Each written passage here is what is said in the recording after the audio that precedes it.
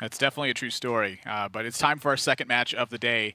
And the Trinity theme this week is Deciders all week long. That's Love right. You Lots is going to be taking on Tempo Storm, who Tempo Storm, while they, I believe, are out of the running, they still have dollars to play for. The standings at the bottom half of the bracket still mean something in terms of monetary value. They do, and they're being very honest about it too, saying like, you know what, we kind of messed up in the early weeks, but we'll play our best, and we just want to, save some face and show that we are definitely a team to be reckoned with. You can't take us lightly. Team Love You Lots, they are a team to consider. If you put a team of NA All-Stars, you'd be hard-pressed to find too much more people outside of these three guys. You could probably look at Amnesiac being another guy there, but outside of that, I mean, I'm looking at three of the best players that NA has to offer. Yeah, and you can see this is where Trinity happens. 9 classes represented. You'll ban 2 of your opponents at the start of the match. With the 7 left, you'll then choose 6 of those to come to battle with and leave 1 behind. From there, you play a last hero standing match where the first team to take 6 wins wins the set. Yeah, no messing around this week. You see, like, a lot of teams experimented with maybe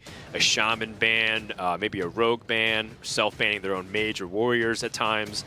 And also mixing it up. But I think in week 7, you have to go with tried and true. That being said, G2 did bring quite the curveball last series with an Exodia Paladin that actually won one of the games and was in very serious contention of maybe taking another game too. Yep. Team Love You Lots is a very innovative team. Zale's going to be on Paladin Shaman, Chaki's going to be on Warlock and Warrior, and Muzzy, of course, is going to be on Rogue and Mage. Yep, and you said it too. How much better of a team can you really assemble in North America? Muzzy, the #1 points earner in the Hearthstone Championship Tour this year. Yeah. Zale, the #2 points earner in the Hearthstone Championship Tour this year. And Chalky, who kind of goes in and out of the tournament scene for brief periods when he's out anyway. Right. But when this guy practices, he is one of the best in the world. When it comes to extensive lineup preparation formats, and it's a team, I'm recruiting Chalky as definitely a top draft pick if possible. I mean, I don't think teams will end up becoming the main staple of competitive Hearthstone, but when it comes to that format, Chalky's definitely one of the top. And there you see Just Saying going to be on Rogue and Warlock, Trump going to be on Shaman and Paladin, Eloise going to be on Mage and Warrior. And like you said, still something to prove for this team. They admitted their fault early on. I do agree that some of that was there, but you still have a match to play. You're still up against one of the best teams that's been assembled in Hearthstone, and you still have money at stake. I mean, we kind of talked about how some of the top NA players, if not the top NA players, are on Team Love You Lots. But I kind of put Saiyan there very easily within the top 10 NA players and most likely within the top 5. Even players like Amnesiac are saying that a lot of his early success in 2016 and in 2017 is largely because of Just Saying. With preparation, practicing, lineup building, and also just theory. He thinks that Saiyan is able to spot things a lot that he doesn't. And that's very high praise from somebody who doesn't really praise people in general. And so when you look at it, Saiyan has the results to start backing it up too. This year, he's really stepped it up with DreamHack lands. He got to the finals, got to the top 4, got to the top 8 at 3 of the DreamHacks he attended. Every single DreamHack, he's been improving his results. When it comes to theory and practice and preparation, Just Saying is one of the North American players that comes to my mind. And a lot of that stems around from just watching his streams at the end of the month that he calls Watchstone, where he just simply watches players who are in the race for the top spots on ladder. He's already in. And he discusses like the metagame that's going on. He's discussing what players are thinking in certain scenarios, why they would play certain decks. And when you hear his thought process on the timing of certain decisions, that's really where you get the strongest insight, I think, from Just Saying as a player, is he understands the extremely subtle things that make Hearthstone tick. Yeah, and then you have Trump and Eloise, who are players that often are very underrated by the fans. They kind of write it off like, oh, Trump's just a streamer, and Eloise is also just like a personality and content creator. Are they really capable of hanging with the best? And so Tempo Storm has kind of that chip on their shoulder, which is, I think, what Raynet likes about in a way, kind of surpassing expectations. I mean, it wasn't that long ago when Trump top 4 at a DreamHack, right? When he was able to go really, really far at DreamHack Austin, fresh off rotation, which people argue is often a very skill-testing format. When rotation happens, that's when the metagame is unsolved. Who can be the quickest minds, I think? You also have to think back to when Trump was consistently practicing specifically for tournaments. Right. A big part of that was in 2015, where he was at the Americas Championship and just a little bit away from making it to the World Championships. It was crazy. It was a trip down memory lane. Trump and Raynet in the semifinals. Of course, Shoop ended up taking the whole thing, and everyone realized how great of a player he was. But they can't live in the past. It's all about the present. And right now, Tempo Storm can play the spoilers and grab themselves some money. Let's head over to Team Love You Lots and listen in to just some of the comms happening in the early stages of the game. This is nice. We didn't have to rope.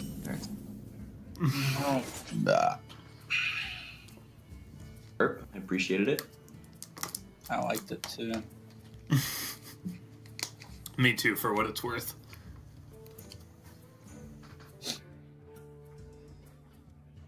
Wait. We just weak to Coca-Cola, but I want to pressure him. We don't have, like... I think the dagger's better, because we go Tar Creeper, we're going to coin 5 and then play 5, and then the ones can be played later on anyway. Yeah, I'll buy that.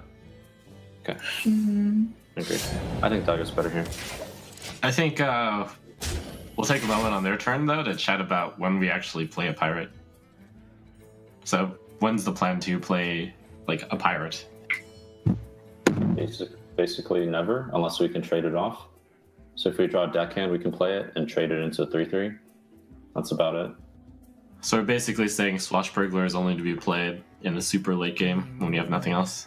Yeah, I mean, we have this 3 coin 5 into 5 curse. So, like, we play it on 6. I don't think it impacts us too much if they have Galaka Crawler, because on 6, they can't play the 2-drop Galaka and play Valspine Slayer. So at that point, they don't have a great turn 6 that springs back tempo. Then it's okay. I just don't want to play at any point where it gets a split. Yeah, I want to play Keliseth rather than Tar Creeper. And then we want to hold just... deckhand, because it just kind of combos better now. Yeah. Mm-hmm. 2 drops better than 3 drops. This game is super balanced. Tar Creeper's the best 3-drop too, right? This 2-drop's just better than the best 3-drop. Oh, yeah. Mm-hmm. Oh, that's nice. And they kept the Dark Creeper. All right, right off the bat here, a lot of intricate decision making, and I think even historically, rogue mirrors have always been one of the more complicated mirrors in Hearthstone. Probably only matched by Warlock, like control Warlock mirrors. Even Zoo mirrors actually had a lot of intricacies too, and Shaman. Shaman mirrors were very, very, very complicated. A lot of the big difference is that the Shaman intricacies are illustrated just in the very first couple of turns of sequencing. Because those decks played so powerfully to the board, you had to spot the outcome that was likely and that worked out in your favor. And that was just a difficult task to do. In control matchups, it takes a lot longer for that moment to come to fruition because neither player really pressures the other. Yeah. So every single matchup has its intricacies and things that make it difficult. In Tempo Rogue, it does take a little bit longer to really demonstrate as well. It's a lot of planning and a lot of active thought towards the right situation. But just like any other mirror, it can be reduced to a very simple one-line summary if one player, or one team in this case, ends up having significantly better draws. Oh, they draw Keliseth and they have like unstoppable tempo, or you know, sometimes they have the God draw with Totem Golems, right, in the past. It didn't really matter what you did. Much heavier or power in Freeze swings. Mage mirrors, often touted as a very skillful matchup, can just be like one player just had Alex draws and one player just had freezes. You know, it's like it doesn't really matter. In this case, Love You Lots has a lot of momentum on their side. They had the Keliseth, they have Pirate synergies, they have even ways to secure the end game with Bone Mare.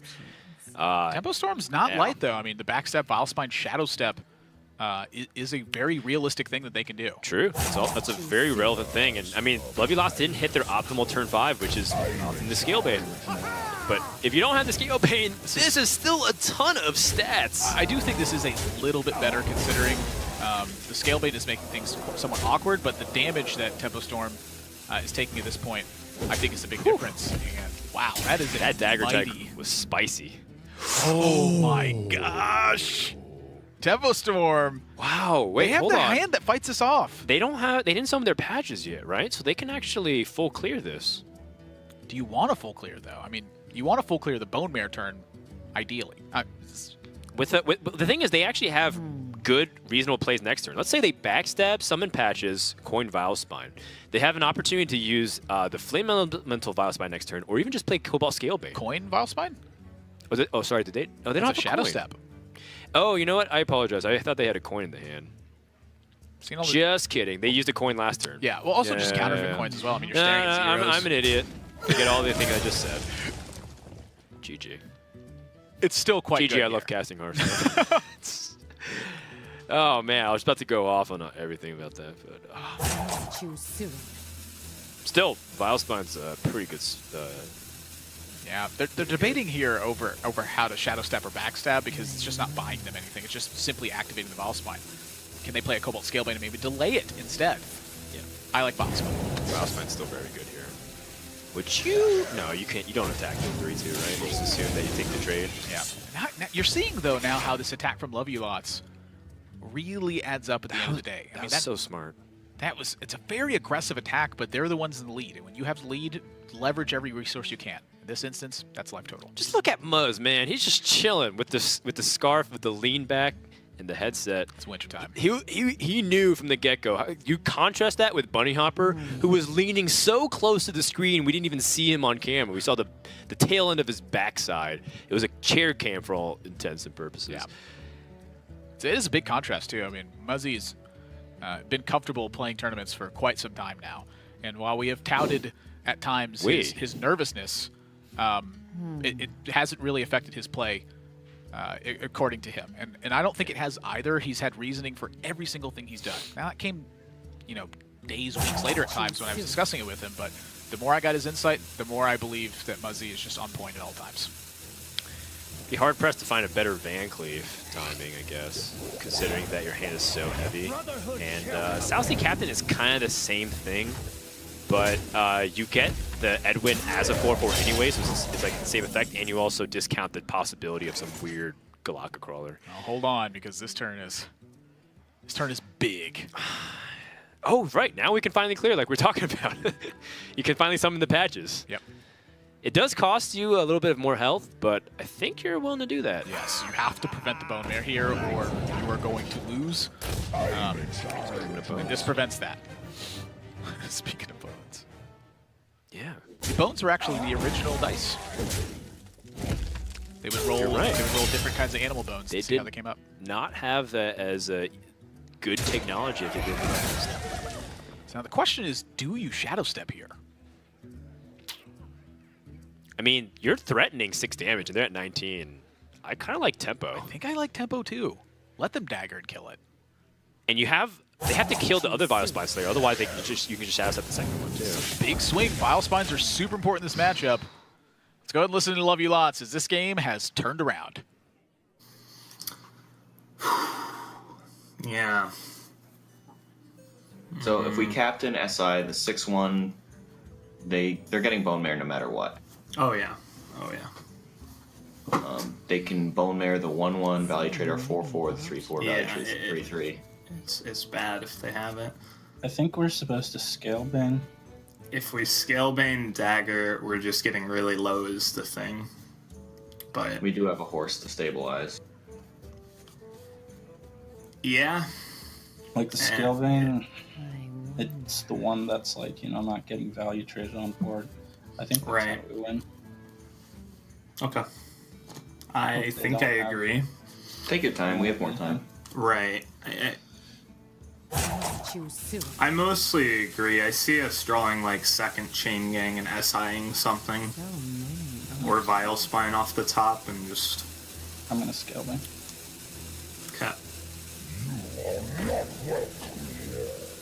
So if they Bone Mare the Vilespine and Value Trade, we clean up with SI. Yeah. LUL. Cool. So it seems like the straightforward one is Shadow Stepping and Yeah. Serenading. That seems like a... Yes. Well, the only thing we would be painful against is Lich King, since they're about to go into 8. But I guess we have our own. Yeah. I couldn't really think of anything better than... I agree. It's only Lich King here. It's pretty good. So that would have been lethal if they didn't do anything.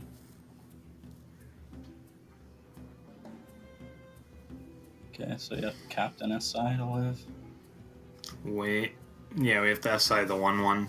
Yep. Yeah. Is there like a Leroy? No. There is a Leroy. You do the same thing, but you run a Leroy into a 2/3. It doesn't help. Yeah, it's just worse. We need them to make some bad trades or something. The pirate's code. Ha, this guy's toast. And that's why you play it out. Your opponent can have the optimal turn 2 play in Prince Kaliseth, but sometimes you get triple Vile Spine with the horse on top. That's going to be game 1 to Tempo Storm. A big win to start things off. The Rogue matchup is so vital to win. And mind you, one of these teams had Kaliseth, the other one did not. The team with Kaliseth lost. I mean, it's not a 100% win rate. You look at statistics of how Kaliseth does it. It boosts it significantly. In fact, it's one of the highest win rate cards in Hearthstone when played on curve. You know, in terms of the stark contrast without it. Yeah. But, you know, like, of course, the other cards that are equivalent in power level are like Barnes or Mana Worm. But Kaliseth's definitely up there. Another big one is just Vile Spine Slayer in the Rogue Mirror match. Oftentimes the matchup will go even, and breaking that tempo drastically with Vile Spine Slayers, even the Shadow Step to get the third one is just so much tempo that all of Team Love You Lot's efforts were reversed by that. Yeah, Vile Spine me once, you know, shame on you. Vile Spine me twice, shame on me. Vile Spine me 3 times, and a Bone Mayor. I give up. You're not going to Vile Spine me again. Because you're dead. Yeah, it's true. Muzzy is staying, which means that he's going to just use the mage to straight up kill the rogue. Yeah, that seems to be a theme for Love You Lots I've noticed as well, is in certain styles of matchups, whatever deck they put the player on, is a lot of times they match it with a deck that they're also familiar playing against. Yeah, you know, in this case, it was a rogue matchup. Muzzy's going to know the rogue matchups inside and out. Yeah. What decks counter the rogue? The mage. Stick Muzzy on the mage as well. Do you think that's the door to Saiyan's room? Because I feel like that is not scaled to size. It's more like the objects in rear are larger than they appear. It's like you know, the Willy Wonka and the Chocolate Factory. Yeah, like Fortnite. Like that's scaled to size right now. That door is exactly the size of this. He's got to like play a little panel flute to get through it. So Saiyan's actually in a battle royale game right now. Let's go into Mage versus the Rogue, and these are some powerful cards in the Mage arsenal. We talked about Mana Worm on turn 1. It is, again, one of the most powerful spikes in win percentages in Hearthstone. Although, interestingly enough, I did some number crunching, and in certain matchups, it's actually a higher win rate to have Arcanologist on curve than Mana Worm because of how important it is for Mage to not only curve out, but also weak thin their deck and have things to play early game. Mana Worm can sometimes just be a 1/3, and then you're just hero power. Yeah, I'm coming up with a number crunch here, and I would say in about 30.33, repeating, of course, percent of matchups that Arcanologist is better. Sure. It's a lot better than we usually do. Yeah, I'll take those odds. But yeah, this is an instance we're talking about, like, if Mana Worm gets shut down right here. This could be lethal next turn with a glyph. Okay, well, now give me the percentages on that. Actually, I think we calculated that last week, and it's like actually 1 in, like, a quadrillion. It's way higher than that. It was a number that we did not know how to pronounce because there's about 63 zeros. I did not finish that math class, unfortunately, to count that high. Well, they're going to go for it. I mean, you cast Primordial Glyph here. This is one of the more powerful cards against Rogue, I think, in general, is because the idea is you're trying to fight their tempo with tempo. Right. So Mirror Image here is actually quite interesting. Yes. The Mana Worm is no longer vulnerable to backstab in this stage. Not that your opponent has it anyway, as you see the attack, but it helps protect it from some attacks here in this situation. So Frozen Clone and Ice Barrier are just quite weak. Is it, though? Frozen Clone's a very interesting idea of giving yourself things to play, and your opponent's coming up on turn 3, which they traditionally play, like Tar Creeper, Shaku, or other things. Yeah, I mean, SI7 Agent would be quite powerful as well. I can see coining the Frozen Clone. You get more damage from it that way, and you start to buy some things to do. You know, if it's Tar Creeper, then you get to fight Rogue with one of those key cards as well. Yeah, I mean, holding on to the coin because they have Fraudstitch Jaina is pretty valuable. Let's go ahead and tune in Tempo Storm, see if they can stop this Mana Worm action. That's perfect, Shaku. I'm still playing Shaku, right? Yeah, because next turn we got PSA. They can coin. Yeah, we should get the card out instead of... It's fine to take 3 or even 4, or even 5, right? So many options. You know, you say that, but We're getting the cards now. Seems like getting the cards rolling. I vote for Top Creeper. I think we're I playing. don't even know if that's an aggro deck yet. Could be a control deck. He can. 3 mana. I have 3 mana and 3 mana card. I play 3 mana card.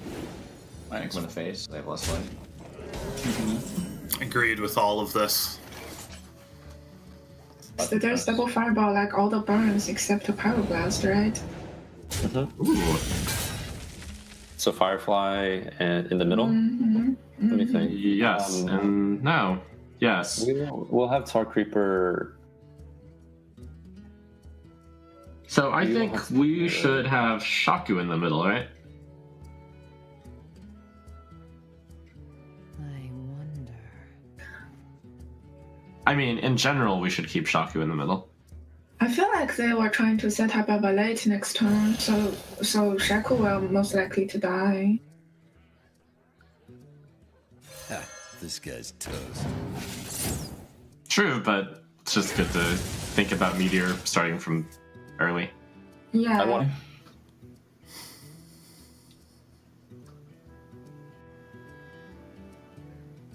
So now we have a bunch of options.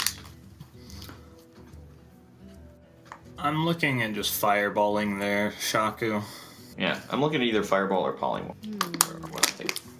Like the Polymorph Polymorph? kinda sets up to maybe Blizzard, but The poly hedges better later against it's it has upside against Cairn and good against maybe a Giant Van Cleave.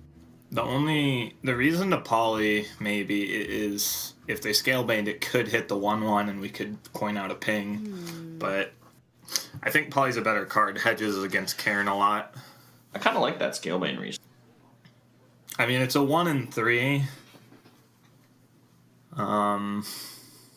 Otherwise we go Fireball to Scalebane, then we Blizzard, then we Flame Strike. And then I want a fireball. I want a Fireball as well. What to do?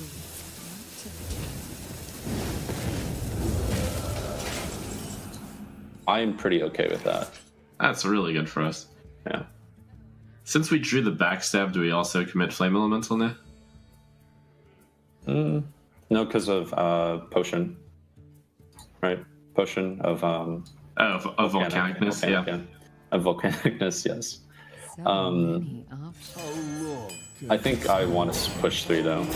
can this go? Just give the dagger charge. Isn't it really hard to find the mana to read dagger since we're going 3/3 and then 7? Maybe it's better to just miss 1 damage. Keep the dagger for flex. But we do have the backstab. Sure, which means with the dagger we can reach 3. But we won't need to reach 3, right? I want to push phase Like, because they don't have much money, I guess. yeah, we don't have an answer to Nova Doom anyway, and I think. I mean, I don't have a great read that there's no Nova Doom yet, but I think in the past few weeks they haven't brought it in their deck, so I don't want to play around Nova Doom Slayer. Unless they specifically changed it for us, which they might have. Blizzard for next. I mean, we telegraph it a little more that way, but yeah, I guess whatever. who cares? We could just We have the Blizzard. We have the Flame Strike behind the Blizzard, so it's hard for them to really much. Oh, right. I'm gonna bolt the SI You're saying- ping. No, I agree. I think we ping the 2. Which one do we want to ping? The one in the middle or the one on the right? The one. So we should think about Meteor, right? Yeah, that's what I was bringing up. So you ping the one in the middle because they'll place their big guy. Well, yeah, ping the one in the middle. I think. Okay. Yeah, the big guy probably gonna be on the far left. If they play 2 big guys, one would go far left, one would go far right. Right, and we don't want to. Sure.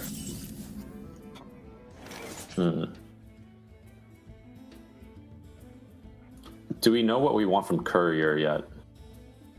Because this could be a turn to redagger with the Swashbucklers and the Tar Creeper play. Well, he fireballed our 2/3. That indicates it's not aggro, right? So it's a control mage. Yeah, so we're okay playing Swash and Tar Creeper versus Swash or versus Tar Creeper and Cabal. Yeah. Yeah, sounds good. Okay, let's do it. Oh, I'm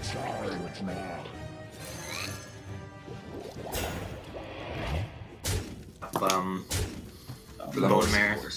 Yeah. Hey, nice rhyme. Buddy. You get to use that one a lot. Bone Mare gets talked about a lot. Oh yeah. So I want a blizzard. Yeah, that way these guys can't attack. Yep. Sound good? Oh yeah. Sound good. Mm-hmm.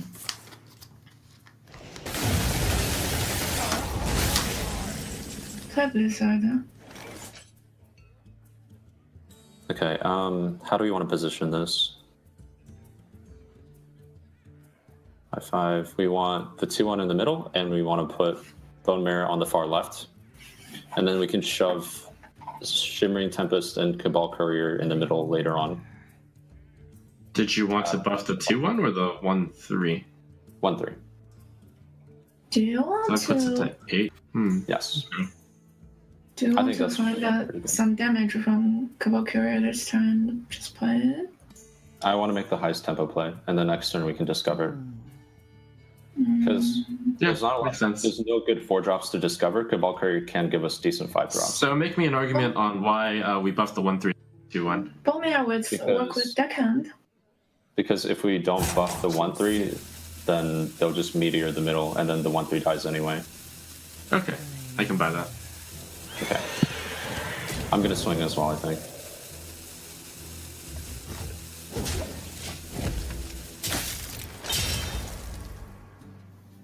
Okay.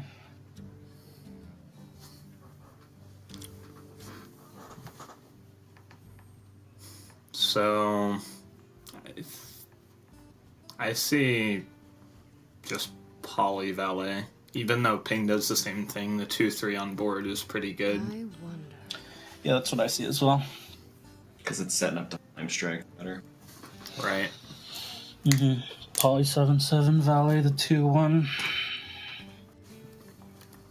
Yep. Don't really want an AI. Oh. Yeah. What to do? Yeah. What to do?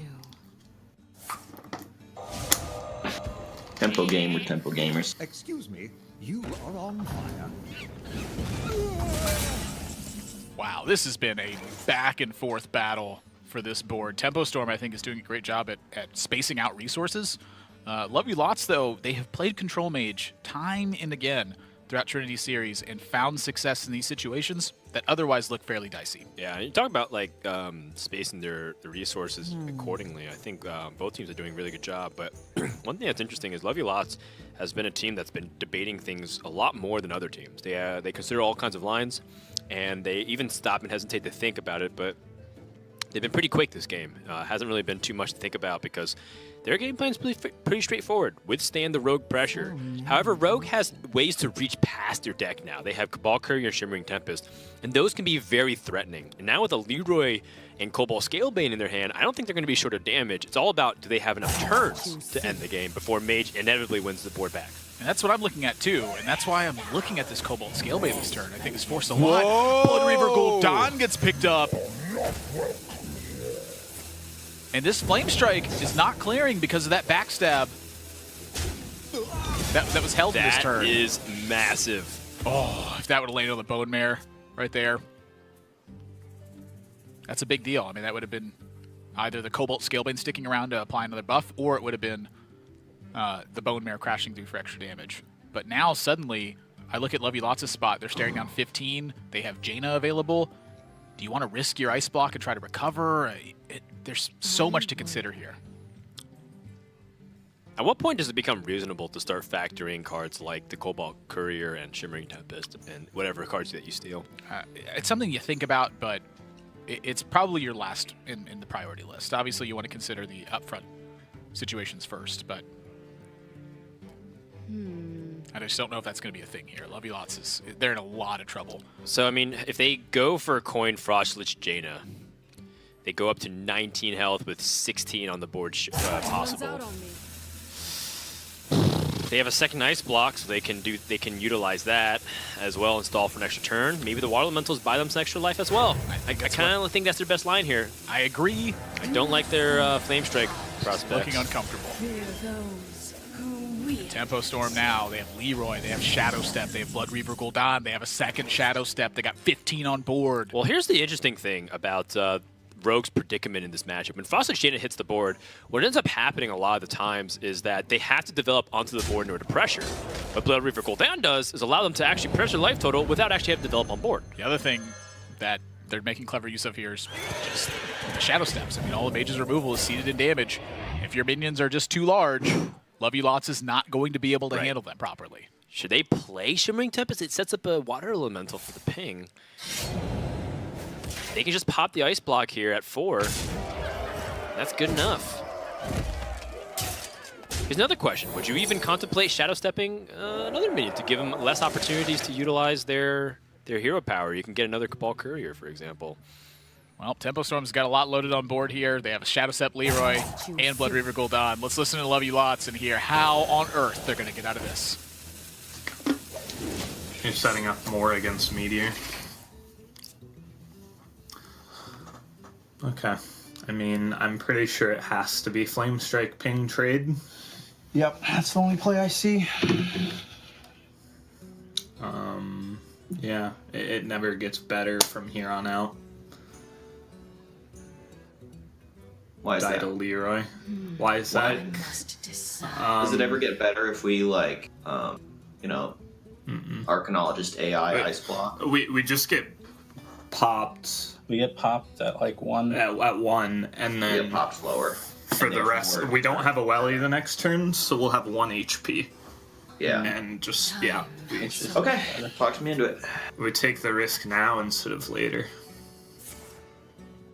And if we wait on it, they have more opportunities to like make a board more sturdy and Yeah.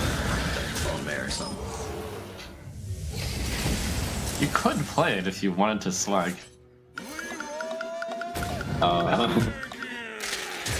I think we just end it. Alright, I guess.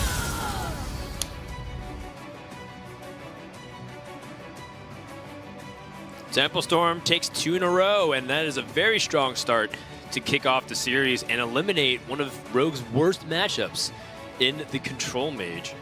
And I still, even though things didn't work out for Love You Lots, I like the lines we took. I think they, on average, work out a lot better than what ended up panning out. But also, you gotta, tip your cap to, Saiyan as well. Like, keeping in mind, like, all the things that they want to make complicated for the mage, and as a result, made so many suboptimal decisions, game theory suboptimal decisions for Love You Lots. There's a lot of little things to consider. And those little things, if you play them all right, can add up to a big advantage. The big key for me was the understanding that going tall on one specific minion in a lot of situations was better than simply spreading out the damage. It plays around Flame Strike a little bit better, helps them supplement against the small burn spells like Medivh's Valet and Frostbolt. And the big one was just that constant influx of pressure. Having the 2 Shadow Steps and Leroy, very key to that pressure. But the big one was that the Scalebane lived for a turn with a 5/5 alongside it. So Flame Strike was all but off the table in a lot of those situations. Yeah, so Tempo Storm jumps out to a 2-0 lead. Will Team Love You Lots make the comeback? We'll find out right after this.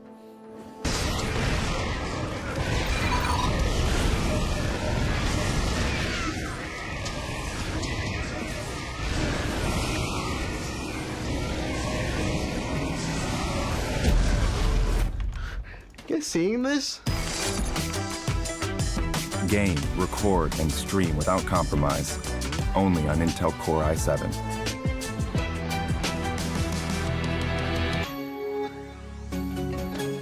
Big shout out to Intel. In fact, this is what the esports arena here in Burbank, California is called, the Intel Esports Arena. And a big welcome to anybody joining halfway through the broadcast. We're currently in the middle of a series between Tempo Storm and Love You Lots. Love You Lots playing for a spot in the top 4. Tempo Storm playing for a spot in the top 6.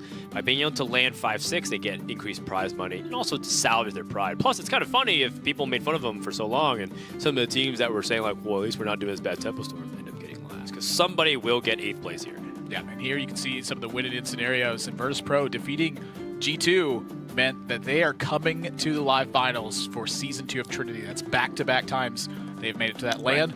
If Love You Lots beats Tempo Storm here, they will advance. And then tomorrow, looking at the situations that stack up, this 6-way tie at the 3-3 record and how close it's been has really made the last week of Trinity exceptionally exciting for elimination matches. Although there is one team also virtually guaranteed to get through, and that's Team Liquid. If they win a single game against Complexity tomorrow, they also will be making a repeat appearance. This is what you want to see. You want to see some of the consistency. You do want to see some underdogs challenging as well. So I'm actually rooting for Misfits tomorrow, even though I'd like to see Planet Odd do well. They've been doing well all year. It'd be cool to see Stan Sivka here in California doing some cool stuff. And I think they would bust out some cool things for the finals. Yeah, definitely something to look forward to on that front. I mean, Team Liquid, something interesting to note is Nyria going over to G2. And right, G2 and now not narrowly missing their second Trinity series. But Liquid goes through. I mean, all things considering, I don't think Nyria sweated it too much. He's going to the World Championships in a couple of months. He's had a fantastic HCT year. I think he's definitely put his name on the list for names to watch out for in Hearthstone tournaments. So far he's had, I think, the most impressive HCT year. I mean, Pavel made 2 championships, but he didn't actually qualify for the World Championships. Yep. He missed out by a single match. I would agree, unless... Well, actually, I would kind of disagree because Omega Zero is going to the World Championships as the last call. Turns out he won another tournament in China, and last call wasn't point leading like what Muzzy and Zalay did. As you can see, Muzzy's been eliminated on screen, but he'll still stay on call. And Zalay's coming up here for Team Lucky Lots. Last call in China is just another straight-up tournament that they have to win. And they take one player who won it all, and it happened to be Omega Zero. That's his 3rd appearance this year, and his 4th in a year and a couple months if you date back to BlizzCon last year. I don't get how that guy does it. 4 appearances on the global stage out of 5. 5 possible ones. 4 of them he's made it. So I would argue that he was definitely be in the contention, at least top 3 there. Yeah, and that is something I was unaware of. I right. don't follow the Chinese scene too closely. It's somewhat difficult to follow because I do not speak or read Chinese. Well, I know it I was going to make a joke that it's okay that you don't. I know you're Chinese and you haven't practiced in a while. Yeah, it's been a long time. Yeah, centering back onto this series. You know, Stan actually speaks pretty good Chinese, by the way. I didn't know that. Yeah. In fact, there's a lot of North American-based players that do speak Chinese and connect to the Chinese scene, primarily in Canada as well. And that's like Silent Storm. That's like Neobility, and you saw some of them qualify, like WTY Frozen. Bill. Frozen is also very much connected to the Chinese scene, but speaks English as well. So there's a huge, they're actually a big force in Hearthstone. You might have even seen them on arena boards. Say you don't even follow Constructed that closely, you happen to be tuning in just to check it out. If you watch Crypt stream and you love arena format, the Meow Clan is like a big Chinese scene that comes over to NA and plays in a bunch of arena formats, and that's when you see their names on leaderboards. It's funny you should mention that. In the first month that they had that, I think it was Chalky that came out on top. Yeah, like by a full win. Yeah, it was that, which is an extremely large margin given 30 arenas. He just on each one he averaged an additional win. 30 extra wins over the course of the that. Separation between 2 to 10 was like 0.1 yeah, at best, and then it was like a full win. Now that was of course at a different time. I think these days arenas leaderboards are much closer, but there are some people who also been able to eclipse the very difficult 9-win marker as well. This is that matchup that we saw completely change when we saw G2 versus Virtus Pro. Right. They just lost with Mage versus Rogue. They went into Shaman versus Rogue, and they didn't secure that spot, and that was it. The Shaman versus Rogue, in my opinion, is the tipping point. It's usually when things can go disastrously wrong. If this is your best matchup, you need to win it. It's like a must-win situation. Even though, hypothetically, Temple Storm could still win 5 games in a row, and then Love You Lost still has a chance to reverse sweep. It's just extremely unlikely when it comes down to that. I feel like have we ever seen that in Trinity series? I think it happened maybe one time at best. I don't think we've seen like the full come from behind. I think we've seen like big sweeps happen. Right. We've had like 3 games up and then six reverse sweep or something like that. Yeah, I don't think we've seen like the complete one happen though. But Love You Lots, I mean, they have not often been down 2 games in a set. Yeah. And now with their backs against the wall, they got to figure something out. Let's go ahead and listen in and hear how this game's going to pan out for them. Or Kella says. I just want to play a single Firefly. I think the coin chain game is very powerful. Like setting up a flame tongue behind that with the ones, I think. Okay. Gives us better options. Yeah. I guess the one extra 1/2. And we can always coin it next turn if it is going to be relevant. Yeah, and like which it's not. I like in this matchup, I don't find us winning like with flame tonguing on 3. It's like flame tonguing down scale beans. other stuff. Yeah.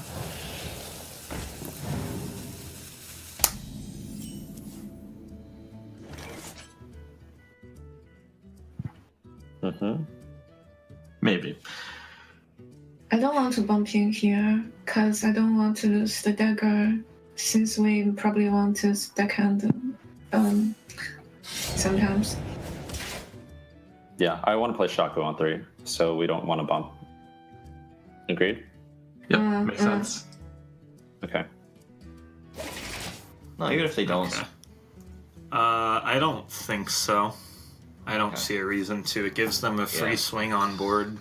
Yeah. I would just double 1/2. Double 1/2.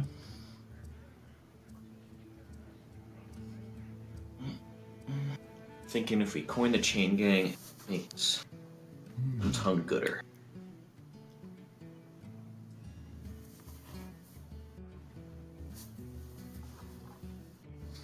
Well, part of what we're thinking is we just don't necessarily want to coin a 1/2 ever.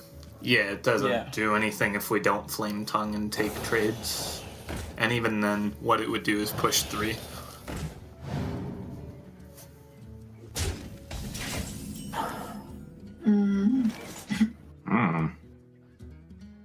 Let's do that.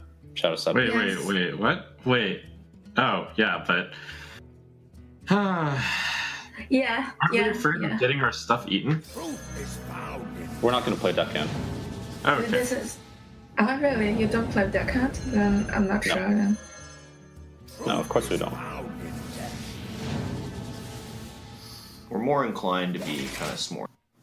Yeah.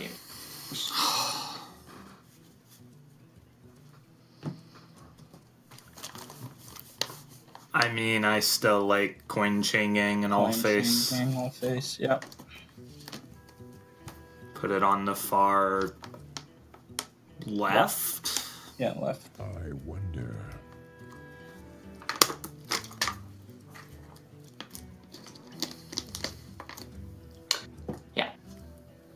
Yeah. Yeah, so our plan is smart. Like next They turn, do- good flame tongue turn. They have double chain gang in the deck, so if they ever draw that, it's going to be very, very bad. But Are we forced to play it now? Yeah. And then play Shaku as well? Yeah, seems good.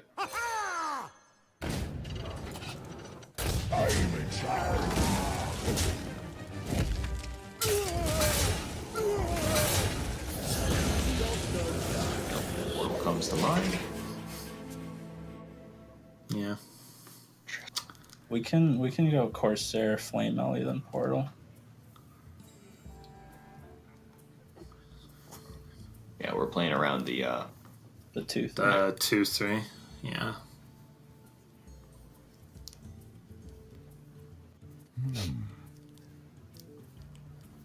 Seems good to me. Yeah.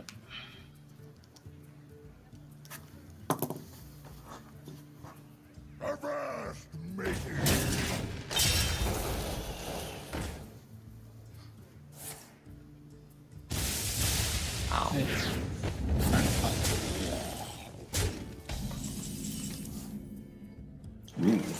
That looks good to me. Agreed? Yeah, let's see our card there first. I think we attack which one do we attack? 1/2. This one, right? Is it worth it to attack a pirate because of Galaka?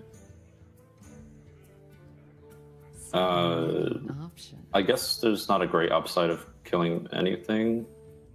Sure, I'll do it. Sure.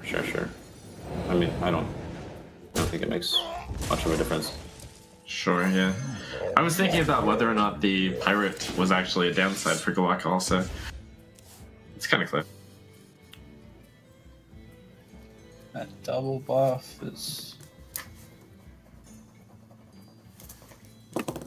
heckin' annoying. like in Flame Tongue and Tide. Are you thinking? I mean, the trades with the flame tongue are pretty poor. I don't really want a flame tongue. Yeah. Trades the whole board. I wanna go like Tide, hero power and just trade the Murloc. Trade the 1/1. That's kind of what I think. Then there's another Scalebane buff. Yeah. Yeah, but I essentially mean, we're gonna trade with the Flame Tongue. next turn. Okay. It's bound to happen. I want to roll a Taunt Totem to protect the Mana Tide. Yeah. Trade the 1/1. Play a Mana Tide on the left. Yeah.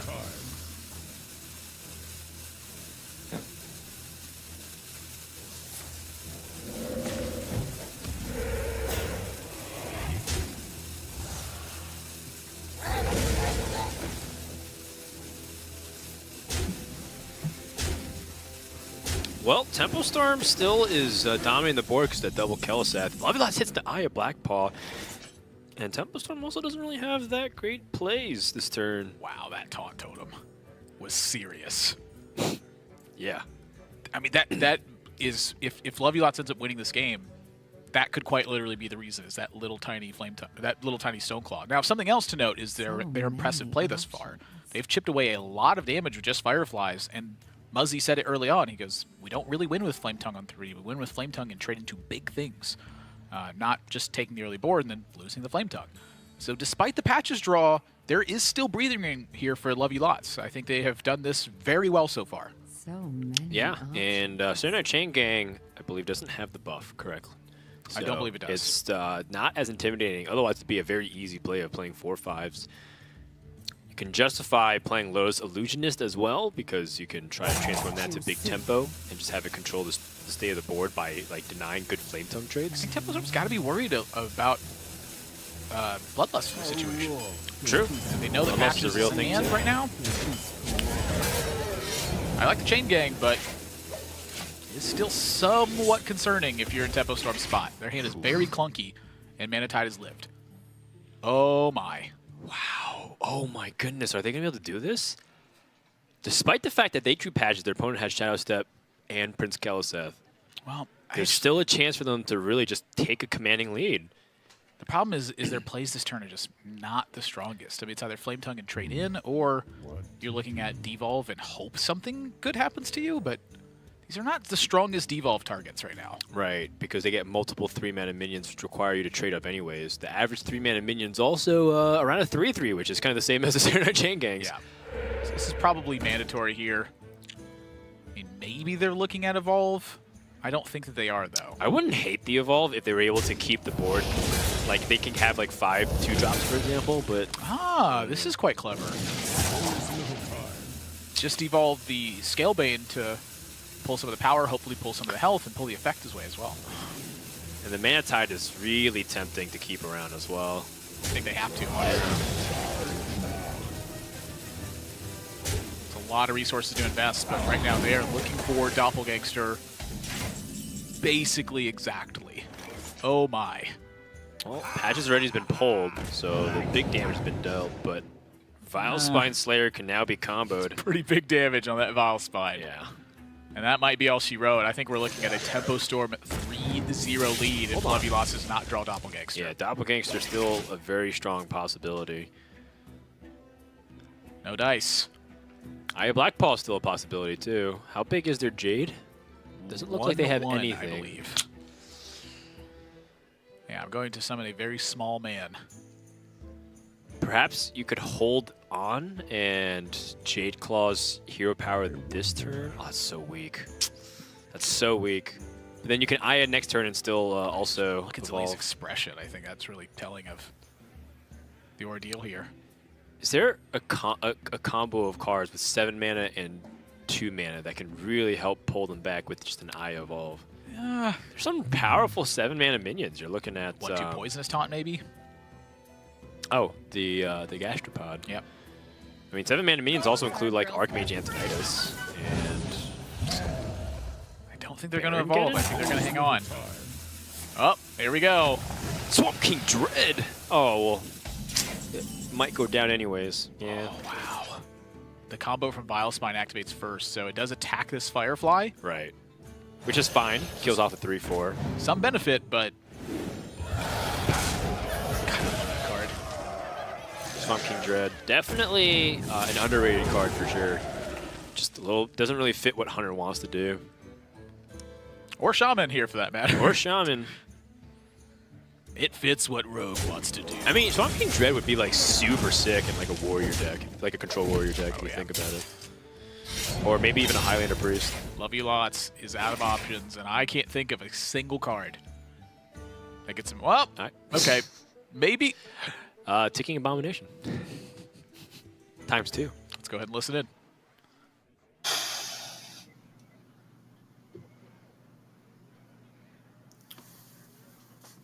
So we Totem Pass, they play a 3-drop, we devolve it into a Doomsayer. We Jade Claws their 3-1 with our Totem Pass.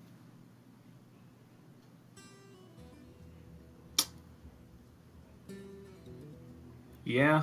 Yeah, we always Totem first. If we get Taunt, we might just play the Flame Tongue, because I don't see when we're going to have board back. I want to Jade Claws the 3-1 so that they feel the need to like do stuff. And then we devolve trade into our guys. Yeah, I think we want to play the Flame Tongue as well, because if they leave us with the I Wrath don't of think Air- we play the Flame Tongue. Why do you want to play it, Luz? Because if they kill the Flame Tongue and the 2/2 and leave us with the Wrath of Air, we can grab Bone Mare and make it connect. Like, I don't see what the Flame Tongue's doing in hand. We can always play Lich King Flame Elemental. Yeah, I want to do Lich King Flame Elemental. Yeah. Okay, sure. Now, do we... Whoa! We can, like, fireball the face, right? If we go face? What? I mean, it probably doesn't matter either way, but... I'm just going to get rid of Spell Power. Like, maybe there's one way they come back is with Spell Power, so... What? How? They set up... Okay, let's dissolve. What happens? Yeah. Ready to leave. Yeah. Yeah. Alright. 3-0, and Tempo Storm is not only fighting for the 5-6 spot, they're threatening very heavily to destroy Love You Lots' chances of going to the live finals with a commanding victory. Wow. This is looking really bad for Team LoL. 3-0, and these are the desperate situations where suddenly you go, what went wrong? And draws for one. Nothing really went wrong. I mean, both teams, I think, had strong draws in game number one. The tiebreaker was the Vile Spines. Tempo Storm had access to them. Love You Lots did not. And those Vile Spines bought them the value and the tempo necessary. And that's why that card is so key in the deck.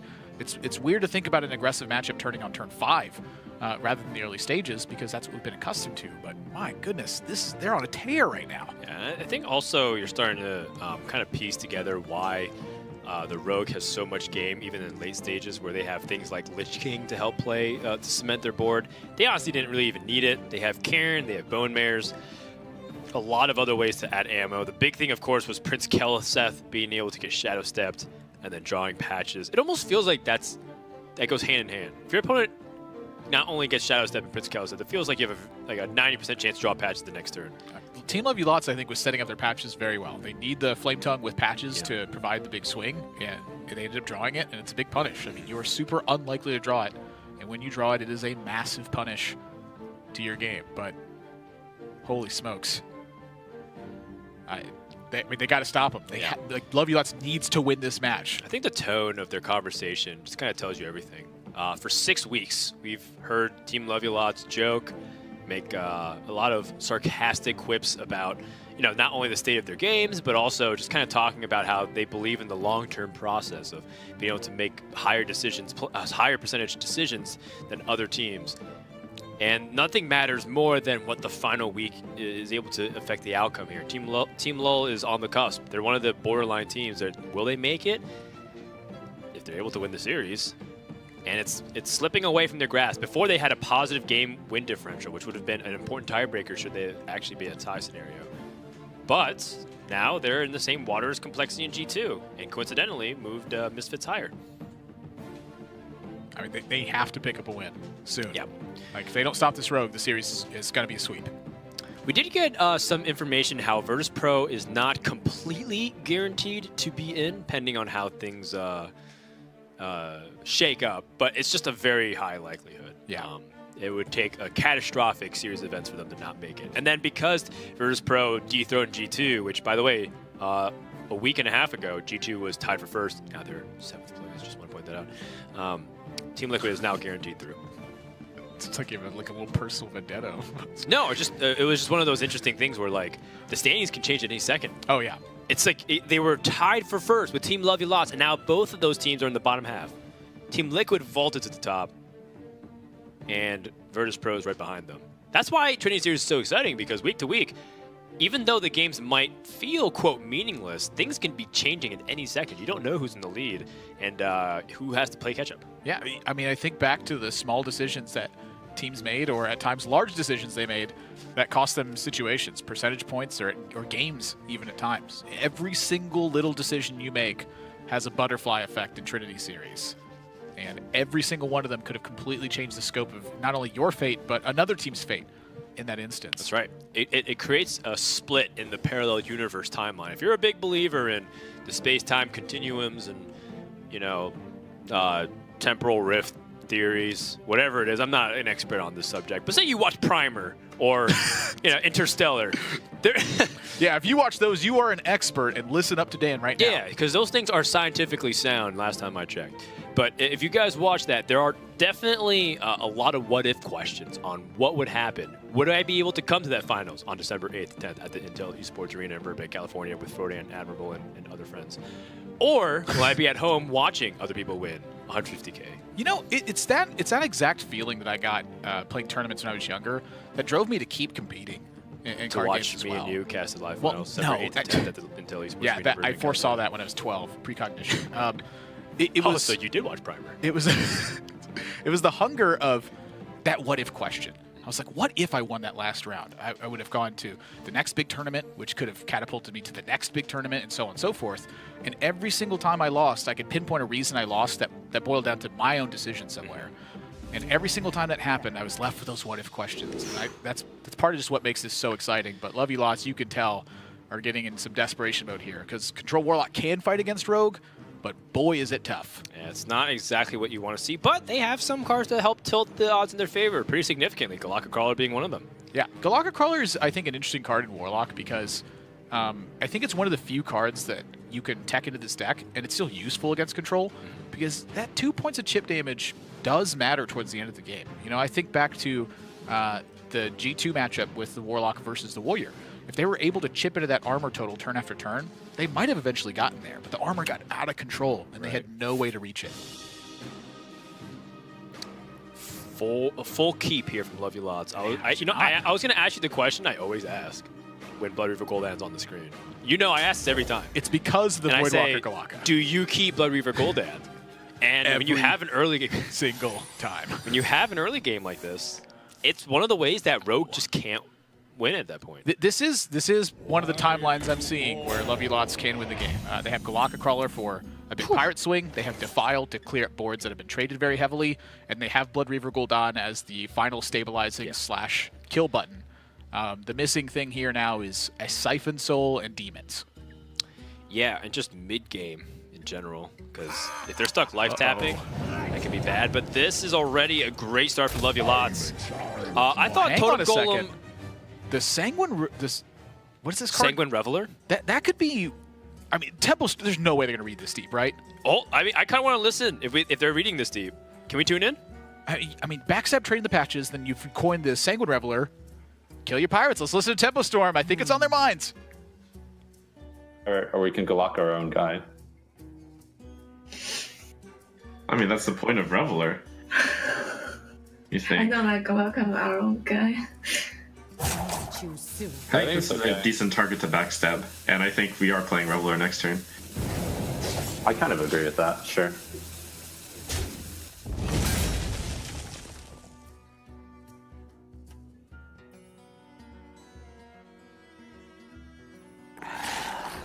Oh, wow. Always. Oh, such wreckage.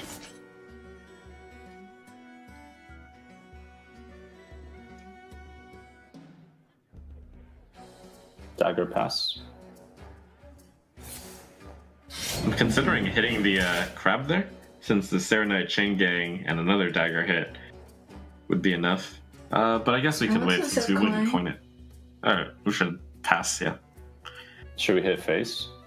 Because we might. No, I think we might. No. I think we might double hit the. Oh, I see. Because we might dagger. That's good. So many options. I think I want to draw 3-drop next turn, so I don't want to swing. It's 1 damage in a I matchup don't where want to hit. one isn't that This one relevant. damage doesn't matter. Yeah, I agree. Oh, Now we have. Yeah. Looks better. Sort of.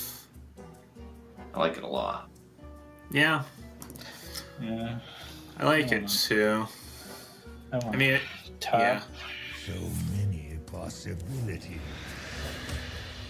Side effects? Wait. No. No. Trust me. What'd you say? Hellfire's not nice here, right? It's like we're a ways off. No. Yeah. Do you play Sanguine Reveler also? I think so. Yeah, this card sucks. Relax. It's a party. Literally. So they don't feel the need to hold that for combos. Maybe because it kills their guy.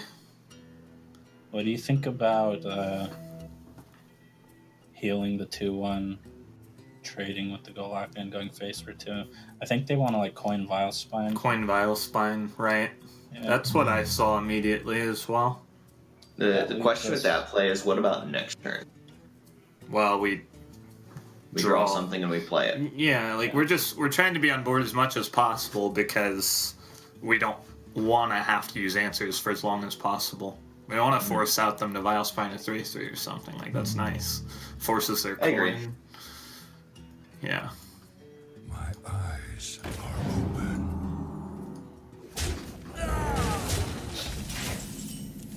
Or it's the chain gang.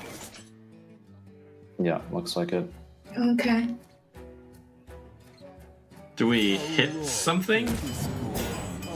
No. Can this go on? Hmm. I mean, hitting the 2/2 lets us actually kill it next turn. It doesn't seem like it was going to go anywhere. We don't I think- have turns to redagger. Yeah, a lot of the time. Oh, we're that's just gonna right. use cards. Yeah, we're going to use it to kill a 3/1, you're right. No. No fast APM mechanics and handlock. Alright. I wonder. I'm gonna tap. Yeah. Play anything that we can. Nothing. Alright. Double trade face. Yep.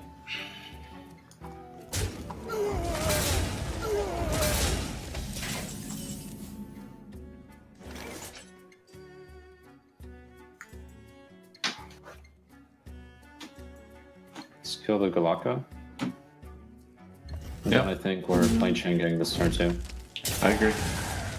We want to get it out before they have the chance to play Abyssal. This go on. Yes. Okay. X. Can lead with Stonehill. Because we want to stick Yeah, as many well. things for the Bone Mare. Well, hold on. Go ahead. Do we ever like trade Farseer, trade Mistress, then Defile to deny their coin Bone Mare?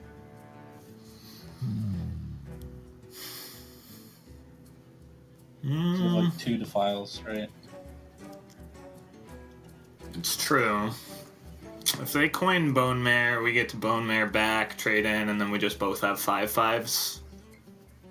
Is that Yeah, that but, like- bad? The Defile, I guess, isn't getting much sweeter. What do you think, Soleil? Like we could still Defile and then hit like Voidwalker off the Stonehill and we're just Right. head on board again. I have no opinion. Okay. I think I won't. I mean, Hold on. What's up? I thought the things weren't right. Yeah, I thought we were doing that in What are we thinking, Rat or Stonehill? Stonehill. Stonehill. Agreed. Scalebane. Yep. If they siphon, we just coin Lich King. Yep. Yeah. He is coming in hot. Come on, horse noises, guys. There we go. Here's a good horse noise. Horses love doing that one.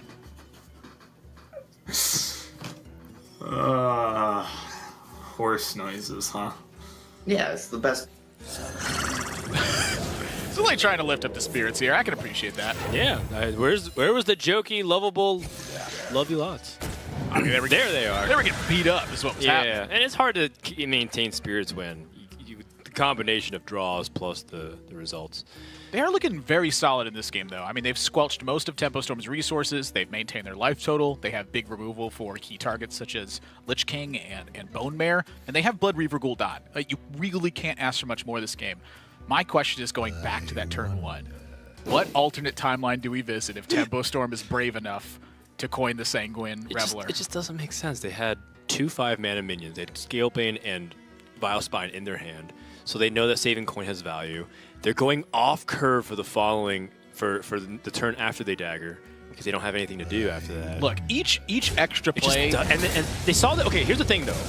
They saw that Lovely Lots kept every card, so they probably have an answer to the 1/1s, like maybe a Coil at the very least.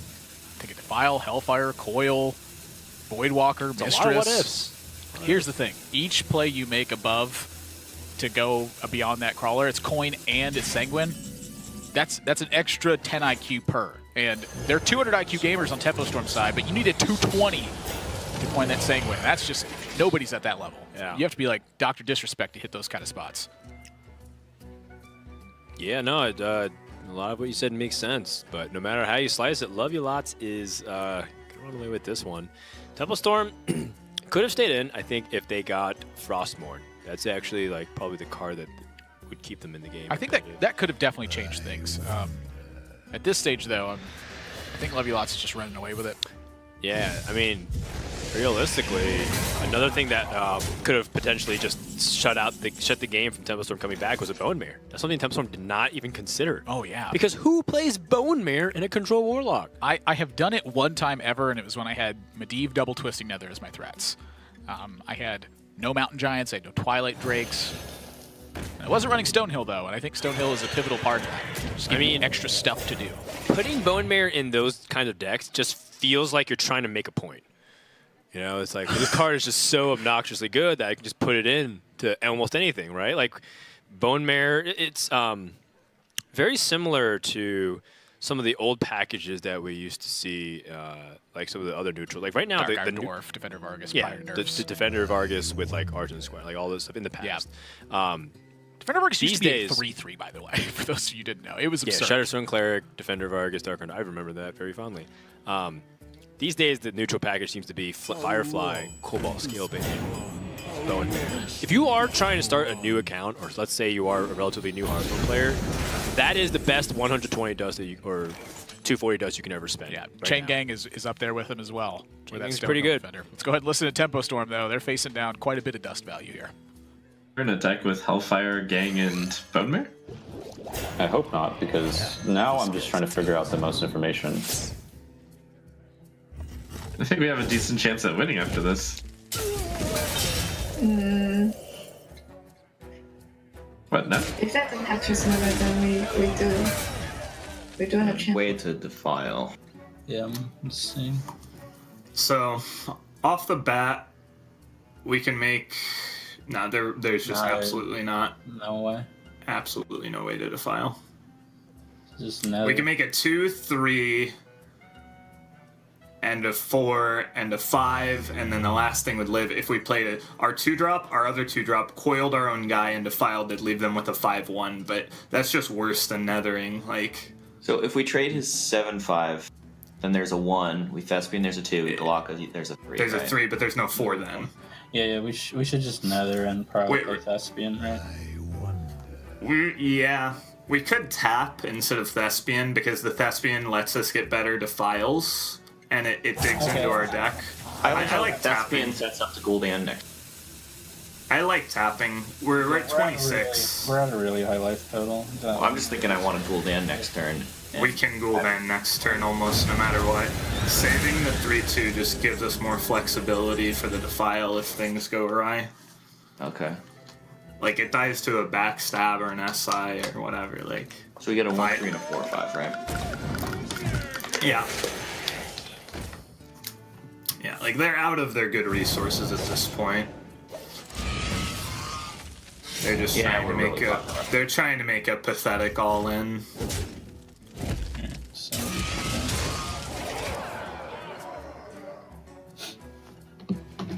Yeah.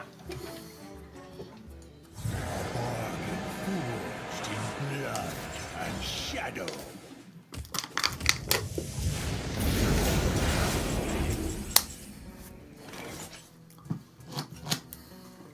They've had a card they've had all game. Could be like Shadow Step, Cold Blood.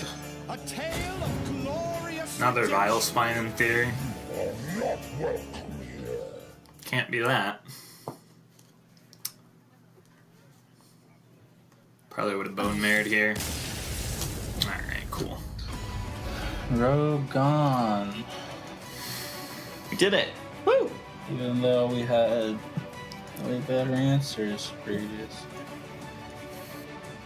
Love You Lots gets the Game 4 victory, and you know what? They can't get the series win. What's important is not only, of course, the normal campy stuff, having fun with your friends, at least being able to get important game wins. Improving their tiebreaker is the best thing they can hope for if they're not going to win this series. But it's still too early to tell. Something that Love You Lot, it's the patches. I just love how he gets up and that's the patches unveils. He's like, he's drawn every turn. He just has straight up patches art. Just rude. Love You Lots has put together massive strings of wins with Warlock in their past series. They take a matchup here with a great opening hand, very favorable scenarios, and well thought out planning. Can they return 3 serves here and put this series back on even footing? Well, they'd be at an advantage if that was the case. If they win 3 more.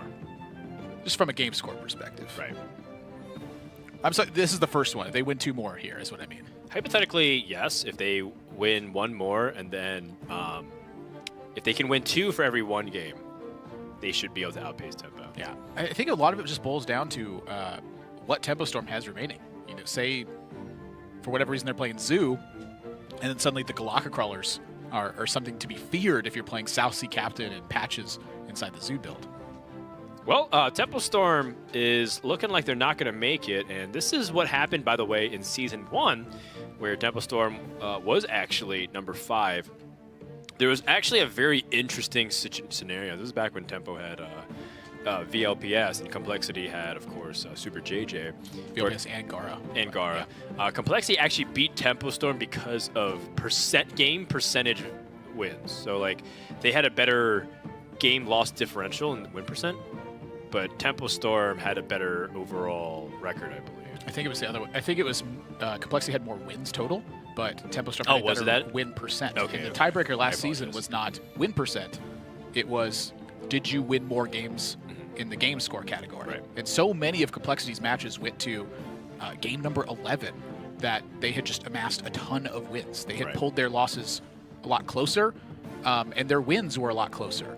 Tempo Storm had more decisive wins, but they had more decisive losses as well. It was very much, they brought feast or famine strategies from week to week. Yeah. And Complexity ended up taking that entire season, right? They went from 4th seed and they won the entire series over Luminosity, which is what Team Love You Lots is now the reimagined version of that. They had Frozen, now they've added Muzzy, and you can argue that's definitely an upgrade. And we'll see if they're able to put things back on track. Right now, the Warlock is on deck, but there's a lot of decks that can be used to counter this Warlock. Yeah, Mage is something that definitely comes to mind for me. Yeah, and with Tempo Storm setting up Eloise, it almost seems like to be the case there. We did see Stonehill and Earthen Ring Farseer, though. I mean, those are ways to disrupt the position for a Mage and be able to keep yourself at a significant life total moving into the end stages. Yeah, Dirty Rat is also a possibility. Bone Mare adds significant pressure, and all of a sudden it's no longer, a trivial board. It just ends up becoming really threatening, even if it's just like a 1/4. It's quite interesting because, Abyssal Enforcer has been occupying that 7 slot for Warlocks for quite some time. But if you have Stonehills and you have Galakas and you have Mistress of Mixtures, I feel like a lot of times you're left with minions that you can't quite make the best use of. And so maybe Bone Mare fits the bill better in those scenarios. Not sure. I mean, that's a tough possibly. call. That card is really good. Now, granted, not everyone thought it was going to be that good, but it turned out to be even better. I mean, people who looked at Arena thought it was going to be really good. And I think even a lot of players who don't play Arena thought it would be really good in that format. The question was it good enough to play in a constructed environment where people have a lot of access to removal, have a lot of good disruption, and most importantly, they have synergy-based things. And Bone Mirror, turns out it ends up being synergistic with literally any minion, but you know, people weren't thinking about that. They were thinking about Death Knights. They were thinking about all these new legendary cards, right? They were thinking about, how all these different strategies would come together based around more of that. Yeah, what decks get solidified by the cards that are coming into existence. Oh man, how does Jade Druid or this all other stuff come to play? Yeah. People weren't even talking about Cobalt Scalebane very much too. I remember people were playing Dragon Priest in the beginning. Kidler was actually talking about like, oh, I actually really like Cobalt Scalebane and Dragon Priest, and that's when I started looking at the card. I'm like, well, this card's just pretty good. Yeah, that was my experience with it as well. Right. It's just like if I got a minion to stick, it was very strong. But this definitely is a matchup that can be favorable for Tempo Storm. Fireplume's Heart. Quest You know, Warrior. one of the ways that you fight against Blood Reaver Gul'dan is, or Control Warlock in general, is a threat that they can't really answer. Yeah. And so if Tempo Storm can keep themselves at a fairly safe life total and get Sulfuros online, that 8 damage is going to crash through turn after turn after turn. I love you lots, all things considered, are the aggressors in this matchup, and control decks do not typically do a good job at being aggressors. Bone Mirror helps, That's the kicker. but they don't have it. Yikes. That is a really ugly opening hand for Tempo Storm. I think Quest Warrior, to me, is one of the more underexplored decks. People accept this for what it is, that you play Executes, that you play Sleep with the Fishes, that you play Brawl, you play Taunts with Fireplume's Heart. I personally am not convinced. I've begun experimenting a lot with this lately after my hundreds of games of acceptance of that as well, and I feel like I'm starting to discover some new tricks with this deck. For instance, I think Fiery War X is actually quite powerful in this deck. Do you use it to remove minions? I do.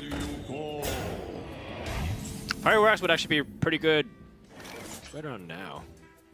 Blood is quite comparable, but Yeah, in the end, it does 3 damage to turns played. yeah. The thing I was looking at was I was just getting so often beat by like Coin Sousy Captain or like a Coin SI7 agent or what have you. I was like, you know what? I'm tired of this. I'm gonna rally and blade him. I'm gonna play King's Defender. Well, that would be pretty busted in Tomware sometimes. Just 9 damage for 3 mana. Come on.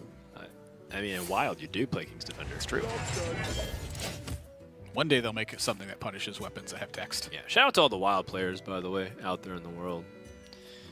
I'm sure that they understand the true power level of some of these decks. You think, Control Warlocks is pretty good and Standard. Just wait till you run into the Reno version of that in Wild. It's pretty nuts. Indeed. All right, let's go ahead and start listening to the teams. It seems like the game has slowed down significantly. This is a pretty crucial match for both teams. They were hard mulliganing for Gul'dan there. Yeah, definitely. Yeah. If it gets faster. Acolyte, in theory, or just a taunt if you can push. If they were to just blindly play an Acolyte, it'd be sweet. But this would have been the turn for them to Yeah. We blindly Acolyte. Go, go, go! No. Trust me. No! So we have to ask ourselves, what if we coin Dreadlord? Right. We're gonna make plays that are good on board and hope to get lucky with our draws. Sweet. Or their draws. That's not Blood Razor, so I'm looking at the coin Dreadlord now. And do we not attack the Mixture Sin? I think we Because can we're setting up attack to it in. Dreadlord them again? No, we don't want to give them 3-card. No, we're gonna balls. trade in. Yeah. Yeah. Isn't all of the D. We still got one more to draw before we can cool it. We got 2 more. Oh, I see. We got the Voidwalker in our hand. Yeah. Okay. Fair enough. You win this one.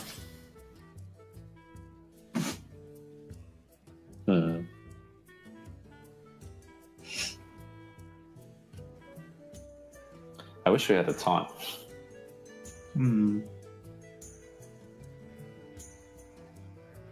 What now? Because I think you're just double trading into the Voidwalker and passing, right? Or do you want to develop mana this turn so we can do something next turn? We can go Blood Razor. We can weapon into the 1/3 and trade to the Serenite again to the. That's what I initially thought, but then I was like, we don't even have anything to do next turn, so I'm kind of inclined maybe to the Blood Razor makes sense because we get it out of the hand at least, mana wise. Yeah, that seems okay. Okay. So wait, I do. Blood Razor to This? Voidwalker and then trade in the Serenite. Sure. This right? Yeah. I really need to double make sure because my Discord is a bit lagging. Sure thing. Well, that guy helps push. Yeah. 5 mana. So there's two options here. We can Spellbreaker Voidwalker, which is pretty bad, Yeah. Yeah. That's or we can Dreadman, Wow. which is okay, but not great, but okay. And we can Goes back trade. to my analysis. We have 5. Yeah. You want to trade? Well, Why wouldn't we? yeah, because They have a weapon up. well, the and reason they have you battle trade rage. is getting Well, encouraged it's gonna go to 1 life. Chalky is the thing. Oh, okay. But it always trades. It always trades into our 4/2 is the other thing too. Yeah, then they get to Well, whack our it only 4/5. trades into our. It only trades into our 4/2 if they're swinging with the weapon or whirlwind. If they don't want to swing with the weapon, then we shouldn't make the attack. So what do you guys want to do? I think Would they it's have fine. Battle Rage To, last turn? They would have, right? You think it's fine to what? I think it's fine to Dreadlord and say go. I don't like the attack. Okay. Battle Rage is difficult for them because he's at 1. If they break the weapon, it's gonna die. That's what I was saying. Yeah. Okay. Yeah. And they had Rage left. Oh, so Whirlwind is a clear.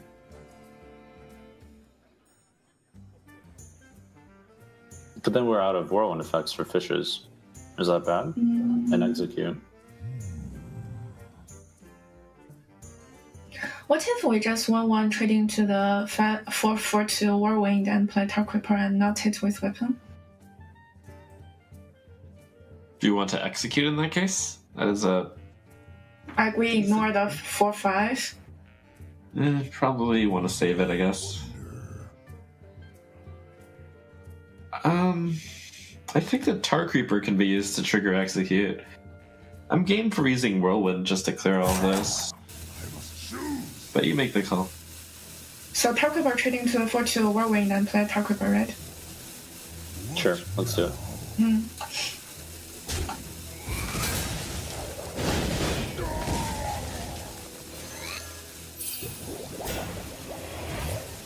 Eloise spots some strong plays. I like this conservation method here. Try to keep that Blood Razor up for the turn you want to use Execute, you want to use Sleep of the Fishes, etc. And put Lovely Lots to the test of having to do the trading themselves. Yeah. But this is part of their plan. They've been trying to look for a reason to push, and I think now the Spellbreaker might be on the verge of that. Excuse me, I had something caught in my throat. Yeah, I completely agree. And, I think what's really important is that they're pretty light on the resources, but they can't they can't cede too much tempo onto the board, because the way Warlock can win the game is by having overwhelming pressure. And Lovely Lots is looking for that opportunity. They have a Lich King ready to go. That's another card that we didn't really talk about too much in the Warlock. We have seen Lich King just kind of be a big answer, very similar to Ragnaros, where if you don't deal with the Lich King, you lose. But at the same time, it's not supposed to be like their direct win condition all the time. Right. It's a heat check, right? It's like, okay, well, how good is their hand right now? Wow. This was something I wasn't expecting. Just a straight up Siphon Soul. I was anticipating maybe Life Tap and Spellbreaker. So they're trying to like force an Execute or something here, and big draw for Tempo Storm with that Acolyte of Pain. That gives them some very much needed card draw, because their taunts have been so light this game, and they have to start making quest progress. Well, they've made a decent amount of quest progress. I think they're at 3 right now. But if they hit Curator, they're there. So that's the big difference in how important a card or card draw is to this deck. Wow. I'm curious how this ends up panning out, because the other thing too is there's consideration for holding sometimes and looking for bigger primordial Drake turns, Right. and there's some merit, I think, to using execute in this spot. There's some merit to using Sleep with the Fishes as well. I mean, how wide is Lovey Lots going to get on board? And they, can Temple Storm beat Blood Reaver Gul'dan anyway? And how big was it to see Bone Mare the previous game? Because now they know Bone Mare is a real threat for turn 7. So if I'm Temple Storm, I'm contemplating using Execute on this thing, or Sleep with the Fishes, because Sleep with the Fishes gets a lot weaker. Pick up a second draw with it right now. Right, you can pick up a second draw so your opponent can't silence it. It's tempting. Oh, Whirlwind. Now, leaving... Oh, man, how tempting. Oh, man, it's like so much regret. It's hindsight, right? Being one card deeper in your deck meant that you could have attacked the Dreadlord with that, if you use Whirlwind. Well, this sets up for the Primordial Drake on the following turn now, and it also threatens to draw the extra card from Acolyte, but this does concede some to Bone Mare. Yeah, that's an easy. Oh my gosh, the speed of that. There's no question.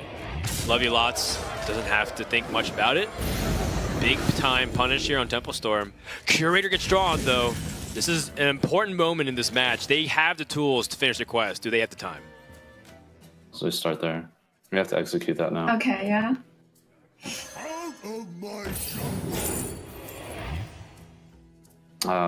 Gastropod, we want a cheaper one that we can play this turn.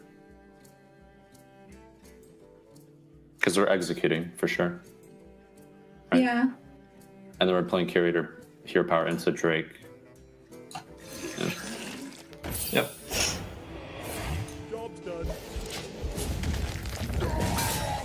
So we can... We could just, like... We could trade Lich King if we wanted to high roll the no execute.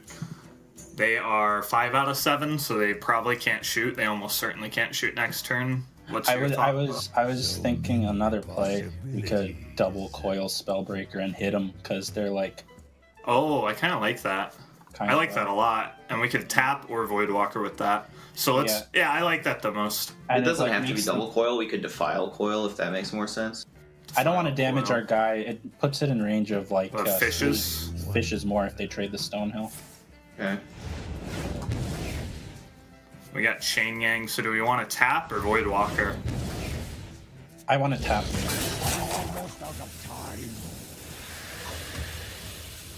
Because like now they're like, oh crap, do we? They might play 4-8 and trade, and we can siphon that and push, and we can heal our guy. And if they trade, do the clear turn, then we just go Lich King Voidwalker. Yeah. Tapping is just next turn. Yep.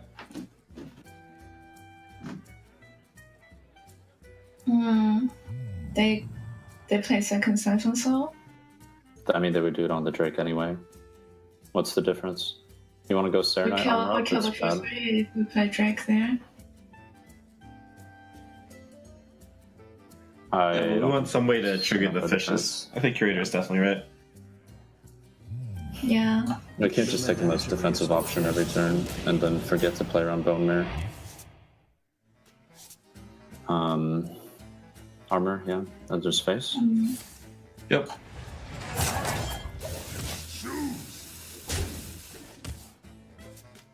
I see Stonehill Siphon, the Stonehill over a 3-drop to protect them against the Primordial. Against the Primordial, yeah. I guess they could go Drake Fishes. Let's think about that. Well, we have nothing against that, right? We would play Lich King into that, right? And they're pretty low. It's nice for us, like... Yeah. Do a stone. Maybe another Lich King. Psychotron's okay. It's Psychotron, probably. Yeah. Punch.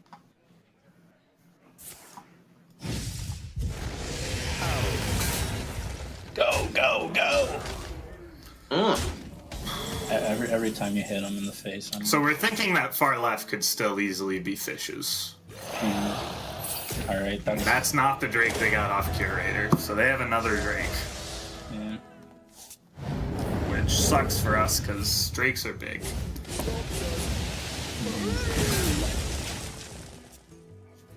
Okay. So Lich King Galaka. Yep. Spicy. Okay. Yep.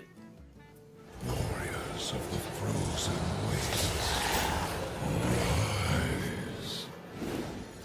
What do we get? It's usually not good, but it might be good this game. Yeah. Why did we show the other Drake, by the way? Okay, anyway.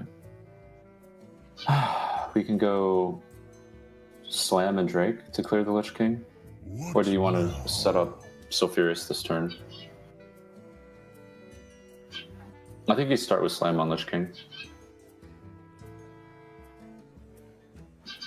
If we Sephiroth, then we can play another taunt. Another taunt? The 5-mana taunt. You're risking not clearing the Lich King then, right? Yeah, true. That's probably bad. I think we should slam first and then go into Drake. Yeah, Slam the Lich King first. They don't have Gul'dan yet, so I think we could take it a little bit slower. Yeah, okay.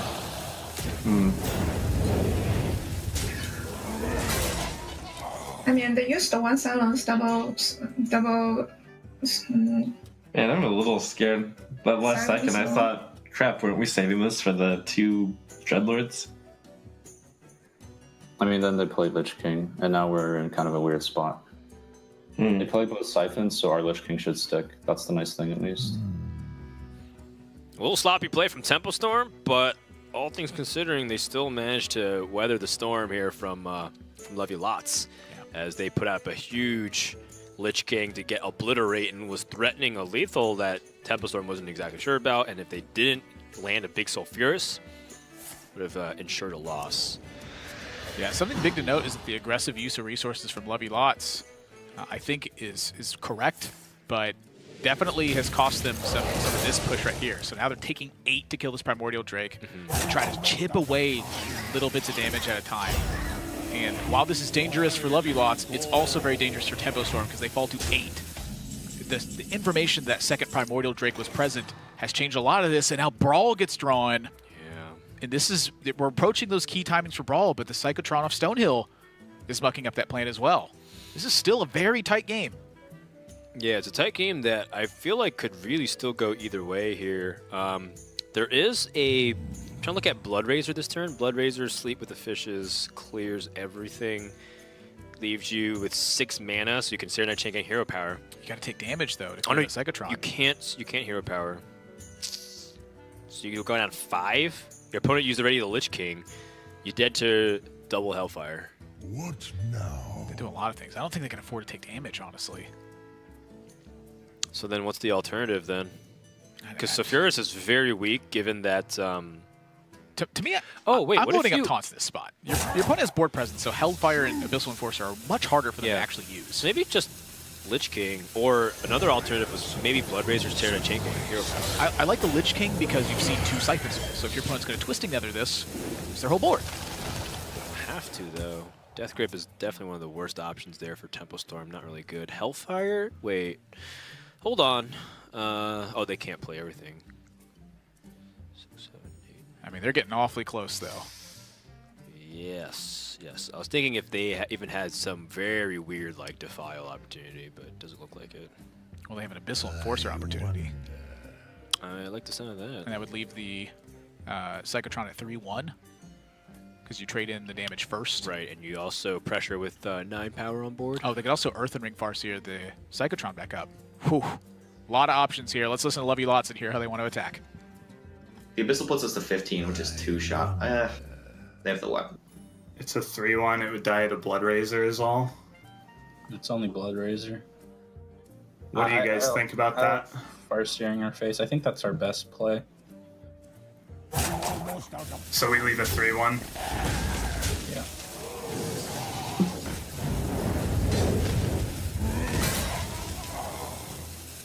I like that too. What if we... No, I like this.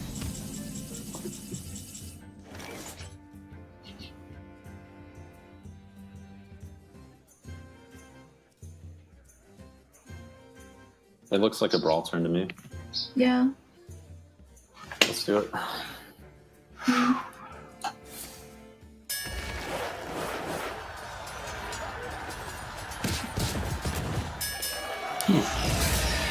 Well, it looks like a Sulfurious turn to me.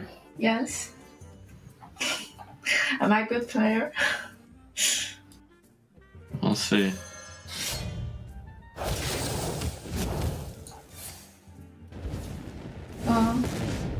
Yay!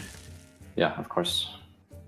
Mm, I was doing some last minute thinking there. Was Darhorn hatchling ridiculous? I think we really need to get this weapon Yeah. out. Mm. Yeah, at this point, like Yeah. if we deviate from the Sulfurious plane, we're definitely losing. I actually want to play this weapon earlier, but We'd be Okay. dead to sleep then. How? How do they proc sleep without Blood Razor? They can't. Oh yeah. Okay. I see Okay. what you mean. The question is just tap or no. We could double chinging, not tap. Yeah, let's tap. So we can do Yeah. that. Mixtures chain gang. Is that better? I don't want a mistress. I want to kill them, right? I guess it's really tough to kill them, but because they're gonna play taunts. But like, I think we have to play 2 chain gangs and just. Well, 2 chain gangs they brawl, right? I guess they could not have second brawl, you know, like it. I don't want to heal them. I want them to die somehow. Mm-hmm. They could hit in. Yeah, you're right. And then we could draw double spell damage in theory.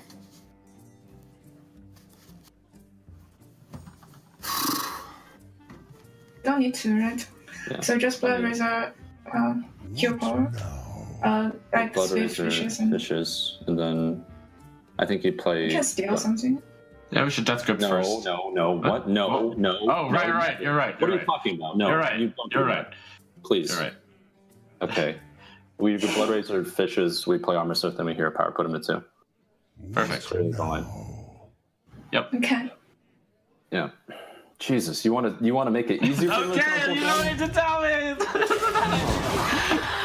You guys are so intense, Mokas.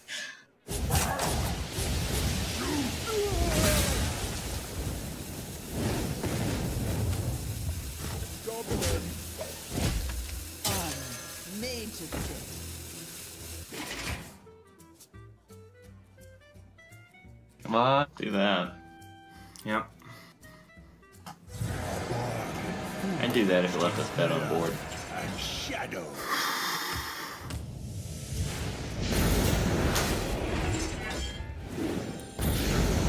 They have brawl still. They have brawl. Yep. They brawl and one And execute. a lich. They have a Lich King card too.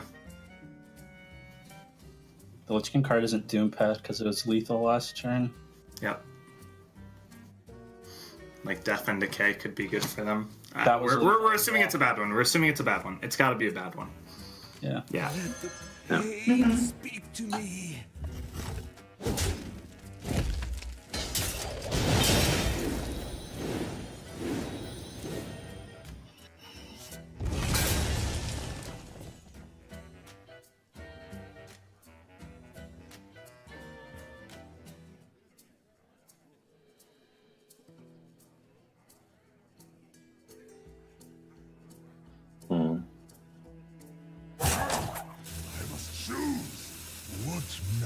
I think we execute the 6/5 and then we Hero Power.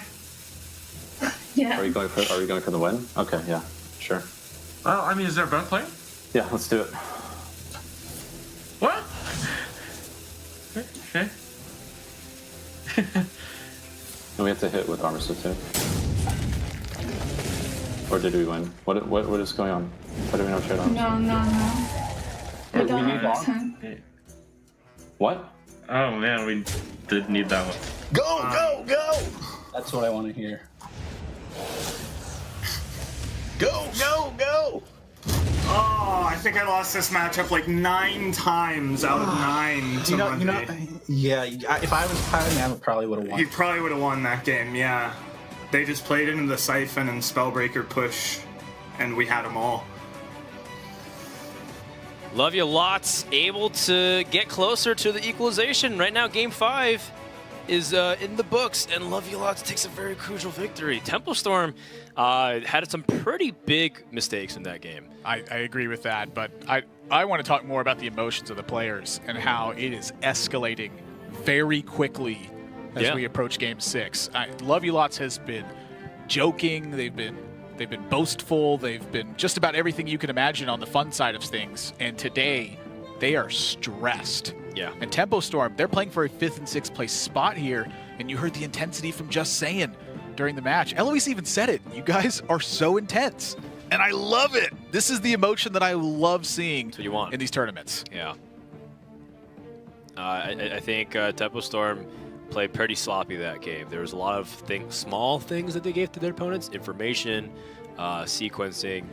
Not considering the Bone Bear they just saw. And then the big thing was they played directly into the deck that they knew from their opponents, right? They knew that Bone Mare was a real possibility, and the way they set it up was fairly obvious too. They spent extensive resources to make sure they had a 6 mana, or on turn 6, they had a minion to play, so that way on 7 mana they could play Bone Mare, and they didn't deny that when they had the opportunity to do so, and spent the entire turn thinking. And then they also kind of played directly into a single target threat, which allowed them to Siphon Soul and pressure for damage, and then by the time they set up their Sulfur's weapon, didn't have enough life. And if they had a little bit more life, for example, if they were able to hero power 1 extra time or have a little bit more life, then that Hellfire wouldn't clear the game, and then they have this opportunity to win through Sulfur's hero power. The one thing you can't deny in that game, though, was that the aggressive play from Team Love You Lots is really what ended up winning. That pressure over and over gave them opportunities to close the game. Am I reading this graphic correct? That Virtus.pro did not win a single Warlock game all season long?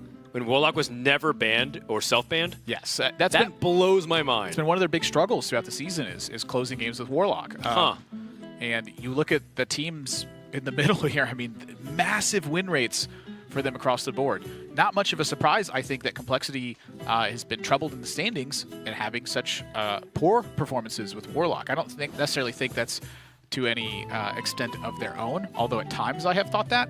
I think for the most part, their Warlock play has been pretty solid, but they're sitting towards the bottom end of the standings where the tiebreakers are concerned, and Warlock has clearly played a pivotal role in almost every single team. Almost every single team. Almost every Except single for a team that is almost guaranteed to go through. Virtus.pro is sitting in 2nd place right now at 0% Warlock win rate. That is very surprising to me, given that Warlock's been so valuable to every other team.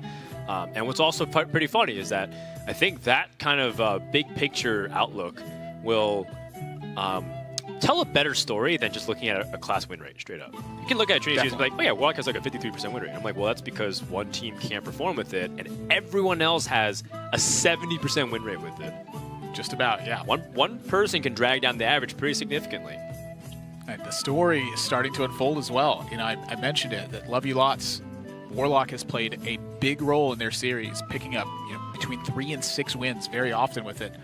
They're on deck to return a 3rd game with Warlock now, and if they can do that, this series is back on even footing. What's it going to be from Tempo Storm? Is it going to be the Mage? Will it be something else? Will Taunt it even Warrior be was a great Warlock? queue up into this. Whoa, wait a second. Let's go into the Mulligan screen. I need to show you guys something. That is an unironic Gnome Feratu, not because it is top 1 waifu in the game, but also because it's very effective in control matchups, particularly the Warlock Mirror. I'm personally not into the undead thing, but to each their own. Yes, it is 2017. Be very open and accepting. I accept all forms of lifestyle, albeit I will not choose to partake in all forms of lifestyle. Yes, the big one you here, can just watch. The big thing here is that both teams have Blood Reaver Gul'dan. Yeah, Blood Reaver Gul'dan, a big thing that you often life tap for, so you can absolutely guarantee that both these teams are heavily considered keeping it. And then all the supporting build-around cards. For example, the matchup is slow enough that maybe you actually even want to keep the Lich King. Are you really actually pressuring enough in the mid stages of the game? They thought about it at least. It is something to consider, but you do need some stuff to fight off in the meantime. Right. I imagine Tempo Storm not queuing it up last game with a Gnome Feratu in the deck puts Love You Lots more in the camp that this is probably Zoo than it is a control warlock with Nosferatu. I mean, that already would be an astonishing read. That is true. The Voidwalker here and the keep on multiple of these cards, I think Lovey-Lots is securing the idea that this is Zil. Yeah, I think that's the Defile keep. You're absolutely right. If they knew what deck it was, maybe they'd reconsider it. Just go for it. Woo! What is he gonna look at Choggy's face? He's like, oh my gosh. And this is bad news for Lovey-Lots because they've already life tapped once. Yeah. So this matchup, as much as I hate to talk about it this early, the resources boil down to where both teams trade everything into the center constantly, and it comes down to Blood Reaver Gul'dan and a Fatigue Race. All right, Firebat. Pushing.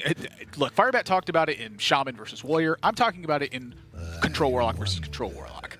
Nothing against Firebat. He understands a lot about the game and has an extremely high win rate playing for that Fatigue. But I digress.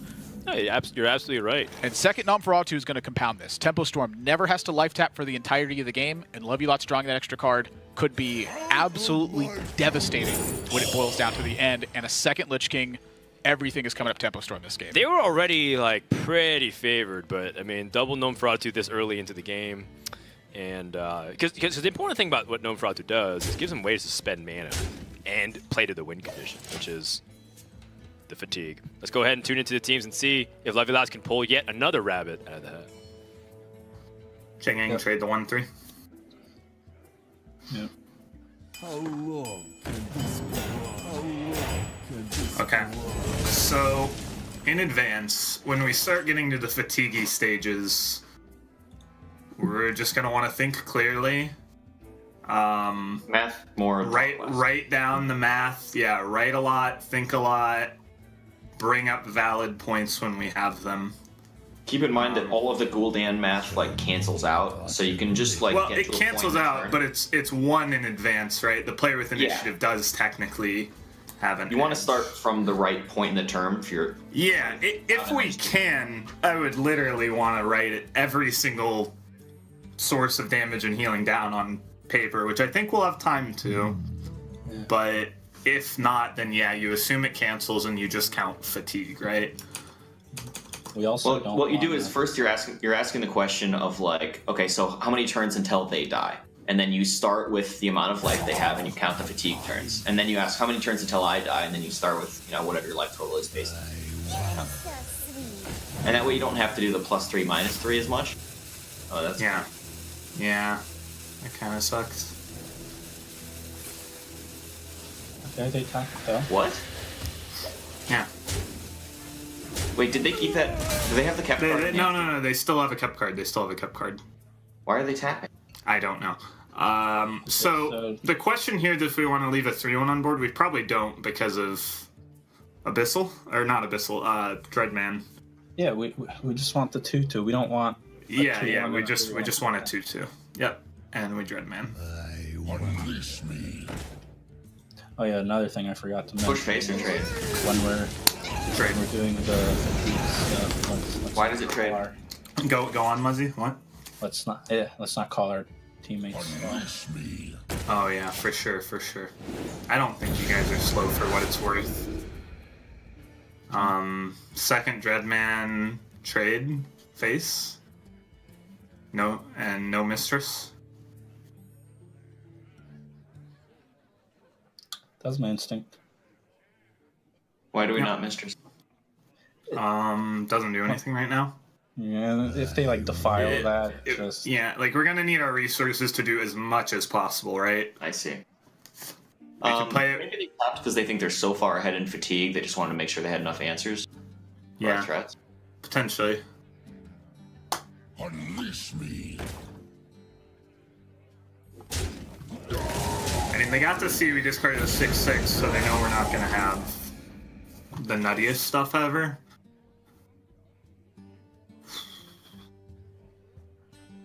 We can clear. Can we wait a turn on it? I think we can wait a turn on it. Just tap this turn. Yep, we can wait. Tap.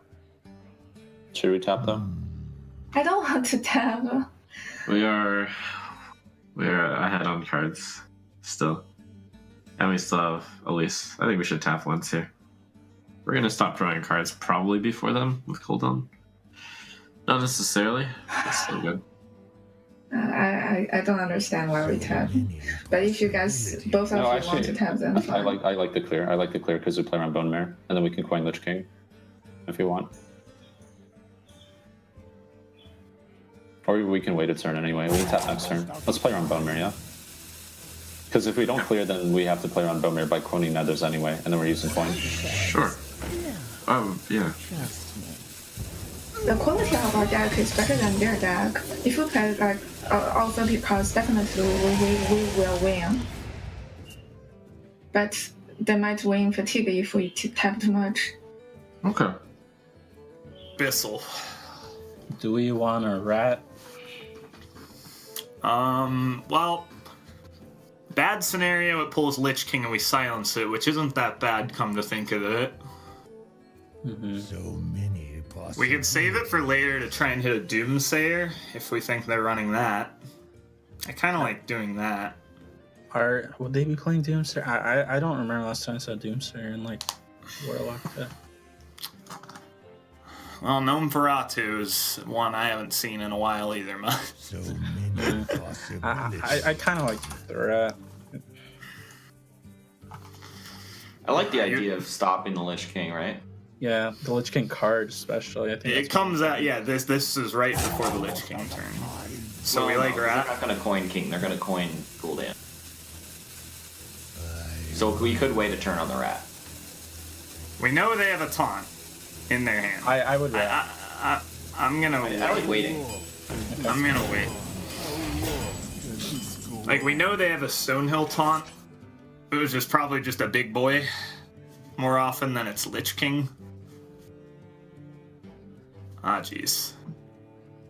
They like that one. They like that one a lot. But they don't. They're like, no, wait, don't Abyssal those. They're baiting us. We're not. We are not baiting. There's no way to bait an Abyssal. It's not an Abyssal, right? It's like a Hellfire that I'm excited about. Abyssal's too obvious. I don't know. Yeah, wow, Soleil, Nailed it.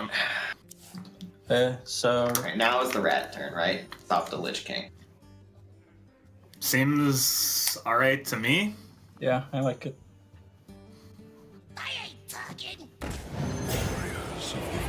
That was off Stonehill. That was a Stonehill Lich King. Oh, whatever. Spell and Do we Galaka? I think we play the minions. I don't want to tap. I'm gonna play minions and say go. Okay. And figure it out next turn if we need a tap. We have no demons, do we? We have this Dreadlord, though. 2 demons are enough, I think. Maybe we don't need to play this one. We're definitely We don't playing need this one. to wait for a We bit. have Voidwalker, we have Despicable Dreadlord, and we have, we have just those, yeah. Yeah. Okay. I want to play it. I want to make sure they're 2 points ahead in fatigue and just play it. It's You know, I want to.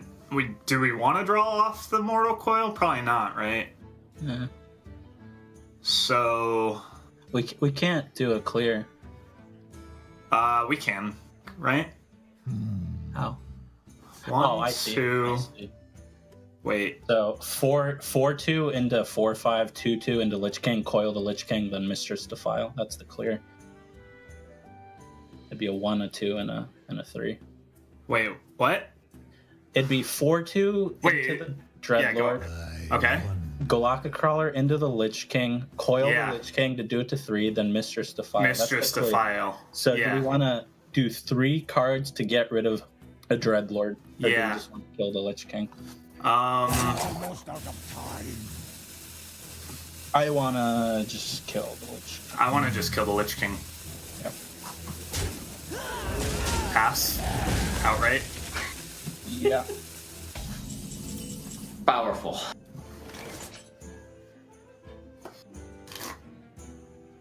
coin it.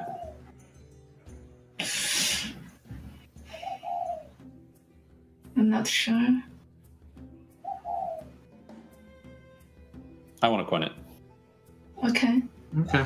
Seems like it's the worst one we could get, but it's still good. Forged in blood and shadow.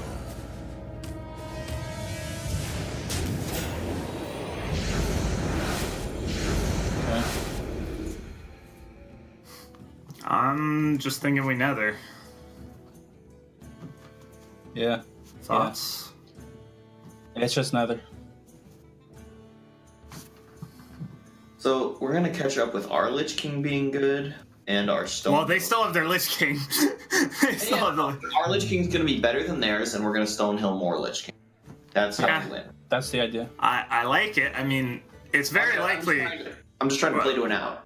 Well, after we nether, like, how likely is it that they're just gonna have a good threat this turn? We're probably gonna get to play our Gul'dan. Like, they have to have like their Lich King right now, or an Abyssal, something worth siphoning over Gul'daning, or else we Gul'dan, and then we're in the Gul'dan state.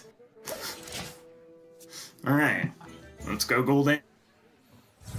Well, this game has definitely taken a couple of weird turns, but I mean, we talk about control warlock mirrors, even dating back to handlock mirrors, which wasn't really control based, but still like emphasis on making sure the board state was maintained a little bit. Tidy. Definitely some counterintuitive stuff going on here. Yeah. Loveylock's trying to just simply make the most use out of all their resources. They know they're likely to make up the life total loss that they took from the Dreadlord hitting them for a turn.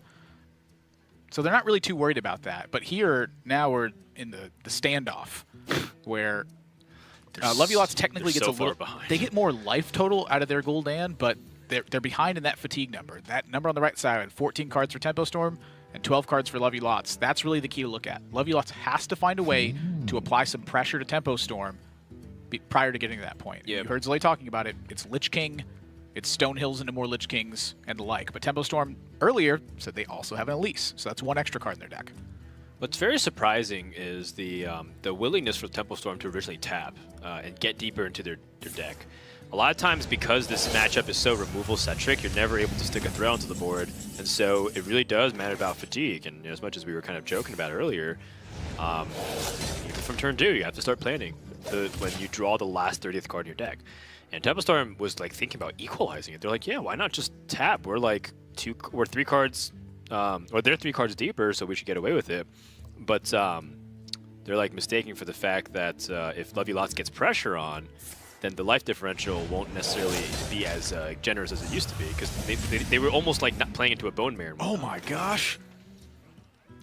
Well, that explains why they're tap. When you're more threat dense, you definitely can tap, but even seeing this, I still think it could be a mistake to have life tapped. No, because you don't want to give them an opportunity to get optimal removal, and then your threat didn't matter. You also just don't want them to know you have Medivh if you don't have to. Like, I think if Tempo Storm just didn't life tap this game, they have close to 100% win rate with the Gnome Feratus in their deck. I think if they life tap, they still have a very close win rate to 100%. I definitely agree with that as well, but I just... A game? So kind of you to join me. Lovey Lots is going to lose. This is like so much to overcome. Well, okay. Yeah, Frostmourne can be a really big deal in the matchup. Yes, it definitely can. Because it just has 15 extra damage. Tempo Storm just, again, they have the extra card with Elise. They have their own Lich King. They have an Atiesh in play right now. It's really hard for Lovey Lots to get something going. Many bloody decisions. I think playing Lich King here could come with a hefty cost.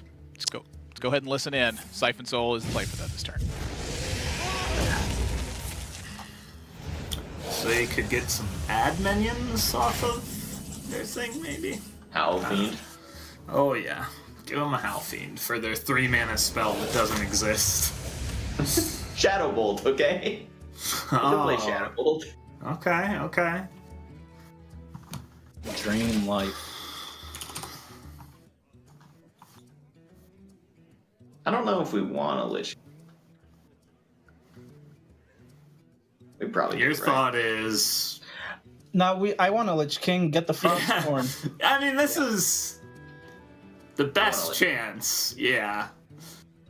It's the best chance we've got.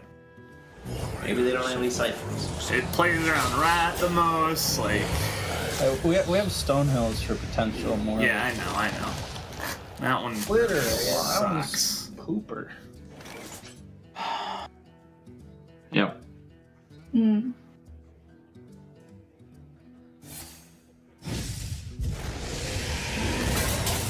Just act natural.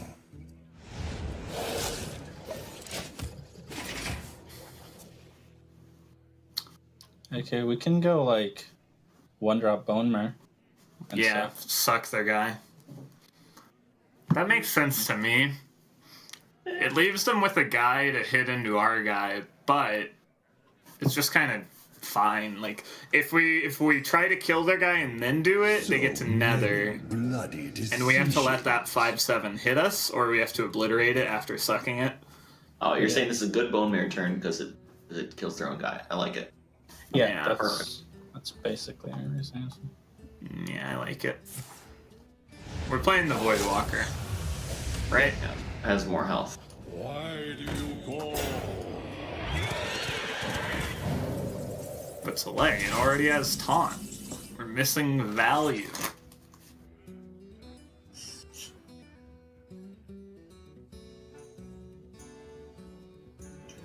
We can Hellfire instead of Nethers. Yeah, Do we heal power or do we want to heal power phase? Crows. Do we heal power the 5/5 or do we want to heal power phase? 5/5, of course. 5/5. Yeah.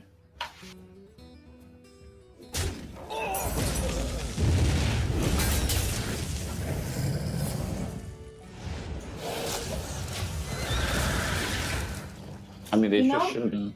Just coil suck. Yeah. Yep. It's not even a big deal.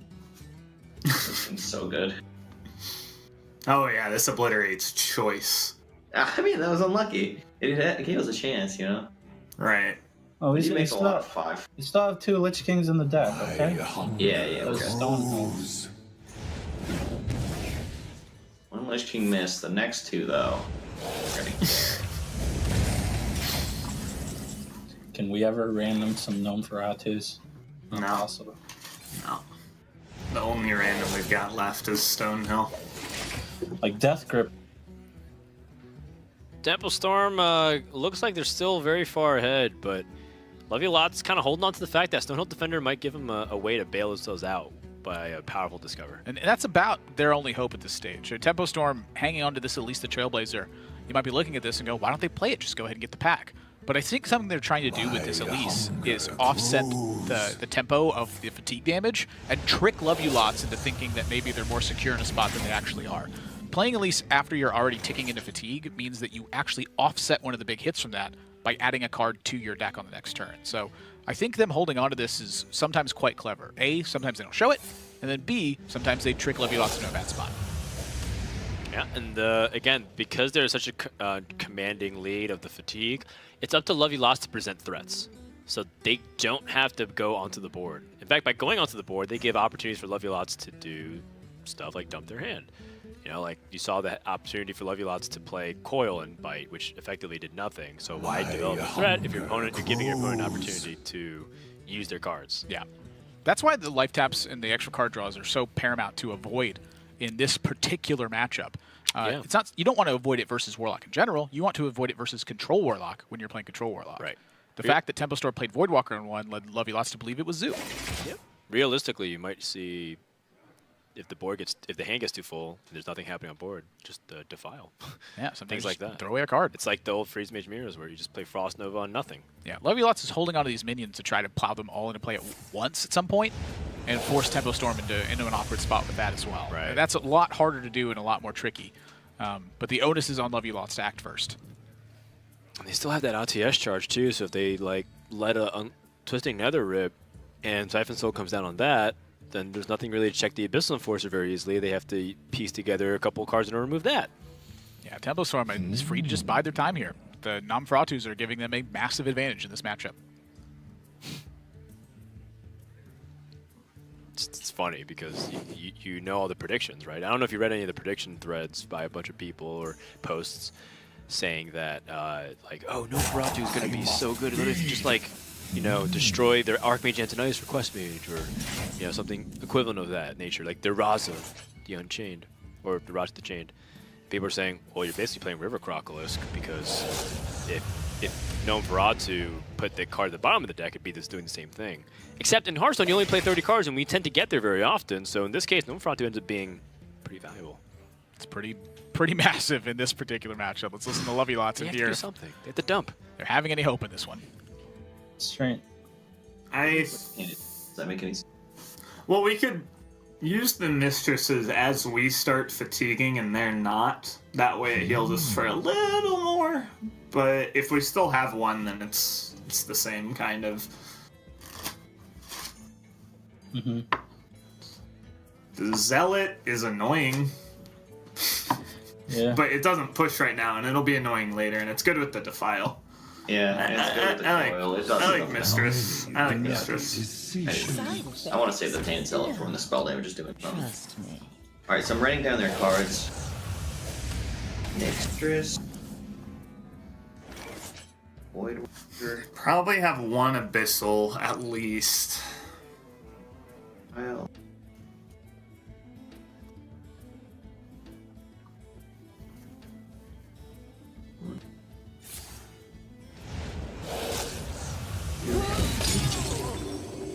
Why do you call? Okay. Where?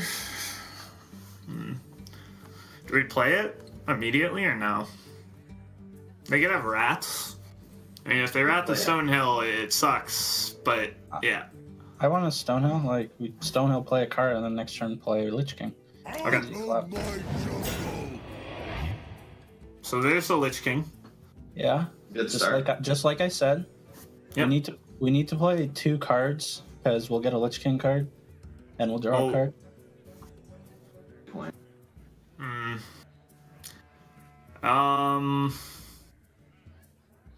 We could coil their Void Walker. Yeah, I want to get rid of the coil and maybe a minion. The minions are nice to hedge against rat, especially Blood Mage and Lich King getting ratted suck for us. Feed now. So, Do you want to obliterate it? Coil obliterate? no, I don't think so. You want to coil Defile? Maybe play another one. I'll just play Zealot. Okay. Yeah. They can kind of get a read that there is a Lich King here. But Yeah, maybe we should have just not sucked next turn. We could have just played a guy with the Lich King. No, I like. Well, the suck doesn't matter The much. Suck doesn't matter. Yeah. We probably should have, especially if they run rats. Now this really gives them the indication they should rat. So Maybe many bloody another there? decisions. I don't like No, that. they have Stonehill number 1 and 2. Then, do you guys want to use cheap spell for the weapon? I don't want No, to I'd use rather cheap save spell it for also. the weapon. So I think we're under no pressure. We just go ahead and overpower the 1/4 and take it slow. Yeah, at least it's fine here. This jungle hides many secrets. Oh, that's bad too. Break down pack. Yeah, that's a nightmare, huh? Oh yeah. I mean, this is a Civic special if I've ever seen one. Yeah. So we're gonna double trade Suck and Lich King. Yep. Let's get like. I mean, Frostmourne's the best, I think. Yeah. The best would be if they still haven't drawn Lich King, they run it, And then we go Death over. Grip it. Alright. Death Grip's insane, right? Okay, we got Frostmourne. So we have a chance. We could not play it for a while.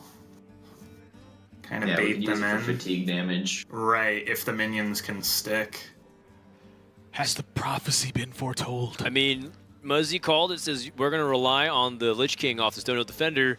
So that's Lich King number 3. We know that Temple Storm has 1 in their deck too, right? So it's 4. And then this is a Lich King off the Twisting Nether. So that's 5. Or just an Eldritch Horror, that's cool too. That's Frostmourne could change this game. It could. It's 15 damage it represents, plus it can return kill on minions. Yeah, but there's also a decent amount of heal in Tempo Storm's hand with 2 Farseers. Another Stonehill as well. Oh, right. So there's Lich King number 6. This game is insane. Oh, well, we also forgot Tempo Storm has their own Stonehill defender, so that's Lich King number 7. Hunger grows. Plus there's the Angora pack and the Stonehills. So 5 Stonehills, so there's 12. Yeah. How many Stonehills can you get off a pack? Can you get, Actually, 4? You can. What? Why can't you? Oh, because it's guaranteed an epic, right, or something. It's like guaranteed at least a rare. I mean, at least it's more I lucky. I think they buffed it or something like that, which. Oh, so they can get another Stonehill defender. Let's try number 2. Mogish, that's the second time Mogishon Warden's been offered, by the way. Oh, the Stonehill defender this game. It's just funny. It's very amusing. Now. I just want to point out how rare it is in Hearthstone for a card to be associated with one person. Mogishon Warden is one of those cards. Obliterate to try to buy some tempo here as well. Wow. This game is still in play for Love You Lots, but this is an uphill battle for sure. Definitely going to need to keep track of at least how long this game was. I'm looking forward to the stat page. Specifically, I'm looking at like how much health was like gained back and forth from like the hero powers and whatnot. Yeah. I'm sure. So Tempo Storm looking to expend at least one of the Mortal Coils here. They obviously want to be using their hero power, so this sets up the Abyssal Enforcer nicely. Yeah. And we thought that we could get away with not playing Medivh this game. We definitely became huge to force so much removal from Love You Lots. Now Love You Lots, though, they're in fatigue damage next turn. Yeah. So the hit with the Frostmourne definitely requires them to take some more damage, but it can start building towards a big board state. It only matters. The thing though is that Frostmourne damage gets canceled out at fatigue 5 because that's when they start taking 5, 6, 7, right? And that offsets the amount of damage that they hit. So it's whether or not they can pressure significantly enough before that point, and I don't think they can because how do they actually get to the distance with just Frostmourne? They need other threats besides it. They have nothing. Well, let's listen to Love You Lots and hear how they want to do it. Fatigue. It's not our fault. Do we want to like? My hunger grows. Go ahead. No, it seems like we're just gonna siphon this, right? I think. Or do you want so. a Hellfire? I don't want a Hellfire. Hellfire should be better on their 3 drops or This is probably their biggest minion. I agree. They have a Stonehill and a pack, but I don't know. Like we just need them to low roll a lot. Emphasis on the a lot. Like they need to low roll a lot. We don't want to waste any. Mistress, because Mistress is like overheal for them. Even though it's overheal for us, but they are on fatigue right now. I think we Mistress can will always be manipulate. real heal for them. I think we can manipulate fatigue better later on, right? Okay. I'm definitely playing Stonehill. Senjin is better than Chain Gang, right? Yeah, since they have a Hellfire. Yeah. I mean, it's actually about even. No, it's And better. then we can wait a turn, I think. Yeah. We don't need to pressure yet. They're going to lose in fatigue anyway. So, I kind of want to get this Mistress down while it only heals us. Yep. Yeah. The question is if we're going to Defile here. I doubt it. I think we're going to Mistress suck their guy and say go. So Say that again? bloody decision. We're going to Mistress suck their guy and just pass. Yeah. Yeah, it makes sense to me. I mean, the Defile saves us 1 life. We've got 2 of them. We go to 25, down to 24, up to 28, and then we fatigue for 2. We go to 26, right? And then we go to 29. So the 1 life does matter in theory. I think we might want to just Defile it. I must feed now. I don't want to. I think they have too many cards. I think we need to stretch our resources longer. Well, we have 2 Defiles. Yeah. But they have a pack and like a lot more cards than us right now. Yeah, but how are they going to play all these cards before they can open that pack? It's going to be way late in Fatigue, right? I think we make a timed push in Fatigue, right? Yes, with Frostmourne. We play Psychotron, Voidwalker, and stuff next turn. We strap on Frostmourne, we start swinging, like as soon as they start fatiguing, we start going. We hope their stuff sucks, and we hit them in the face a bunch. I agree That's with where that. I'm at. It's very likely not going to work because they've got the Mistress healing, they've got a Drain Soul healing. It's going to be tough for that to ever work.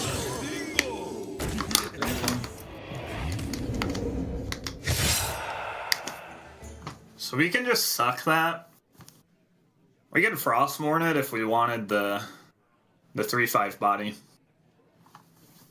But I don't think that matters because it takes too long to start getting the Frostmourne out. Yeah. I think we should suck. Like, this Frostmourne is going face. So suck his guy, Psychotron, say go? Yeah. They have another Siphon, but whatever. Yeah, well, it doesn't heal them right now is the nice part. Yeah. Thoughts, Soleil? Questions, concerns? I'm thinking about stuff. I'm fine with the line you said where we suck in Psychotron, right? Mm-hmm. They still have a coil, too, on our guy. Whatever.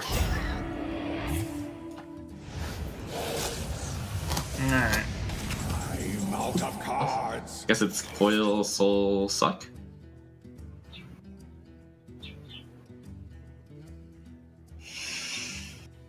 And we play Farseer, so they can play the Why Hellfire. not why not coil defile suck because Drain Soul is a healing. So many bloody Yeah, I like that. decisions. Good call. The reason not to play Earthen would be because of Hellfire.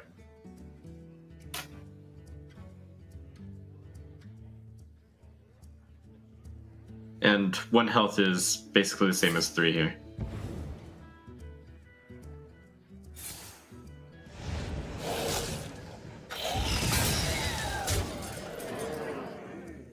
Okay, I'm inclined to save everything. That sounds fine to me.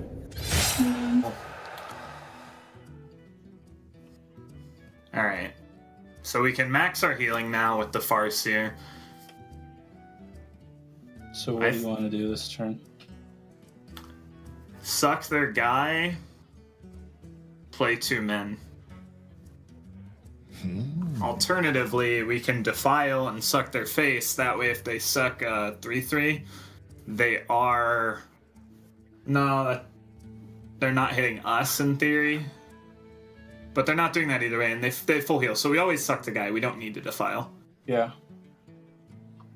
Yeah. So we play both guys, right? There's no point in holding back. Like, this is it. This is Abyssal, the any push. reason to not play 2? We're dead to Abyssal. Okay. You can't beat that. You need max push.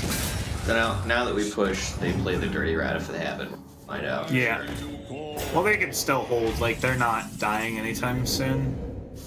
I mean, they for sure Dirty Rat here. 3/3 and pass. They want to see our resource now, right? They want to see our deck. They want to see our deck, yeah. Just suck pass. Probably don't want to show the Drain Soul at least. Let's go! Hey. Suffer. So they're taking how much? Not much, Smuzz, not much.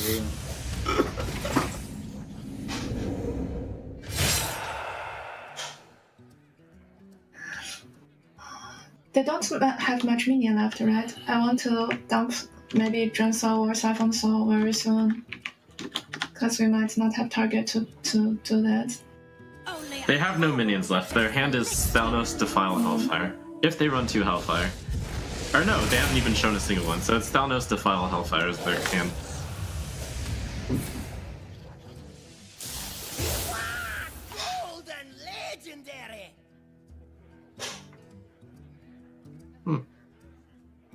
Primal Fin? This is playing to Defile, right? Also, we want to make sure that the Frostmourne doesn't take our stuff. We have to think about that. So Frostmourne hit us in the face once. What do they have? They have Defile, Hellfire, something else? They have Defile, Hellfire, and Thalnos. Okay. I think we play it. Okay. Do we? Wait, that just plays into You mean you Defile. want to play into That plays into Defile? Defile. Okay, yeah, actually. Yeah, that's what I was saying. A lot of damage.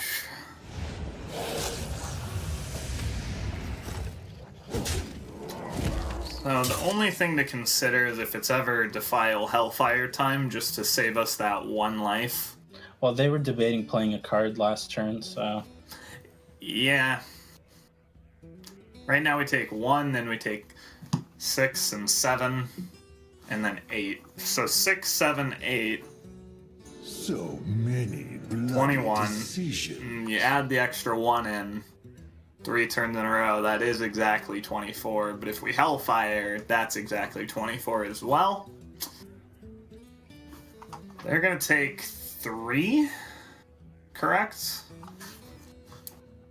So it's not 2, right? Yeah, an extra Right, 6 taking and 3. 3.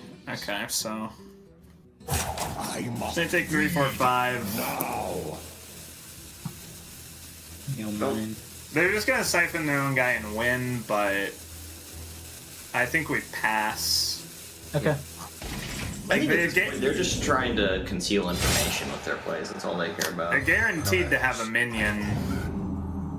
Okay, first here. Yeah. Okay, so we're dead. Don't have to do anything. Yeah.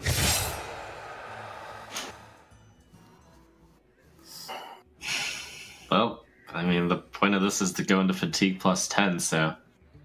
The plan is to tap. Thanks for your insistence not to tap. So You're many welcome, Sean. bloody decisions. By the way, if it comes down to it, we can play Vorak Siphon Soul. Not that it will, but that'll gain 6. What does that do? Oh! PogChamp! Okay. I didn't even notice that. I was just like 4 mana 3/3, ignore.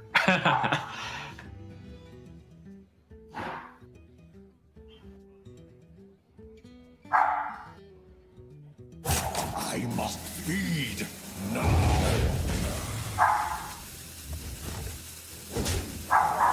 Look at that. Board control. PogChamp. Their hand is now Thalnos Defile. Yep. Wait, do we have lethal? They are taking 7 next turn. We have lethal.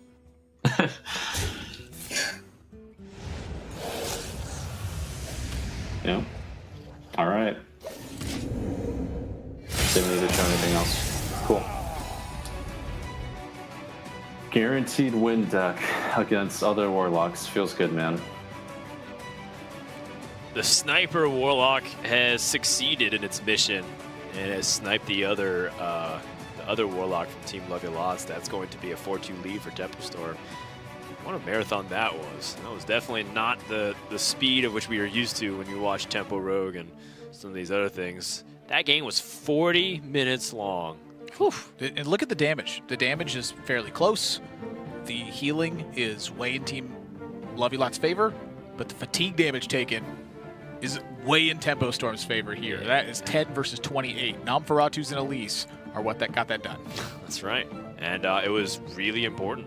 And that's why when people make fun of Rin, the First Disciple, which is the new Warlock Legendary coming out for Kobolds and Catacombs, if we end up getting a situation like that where it's Warlock Mirrors, that card also is a way for you to win Warlock Mirrors or things of that nature where you're not doing anything like Warlock versus like a Control Paladin. Yep.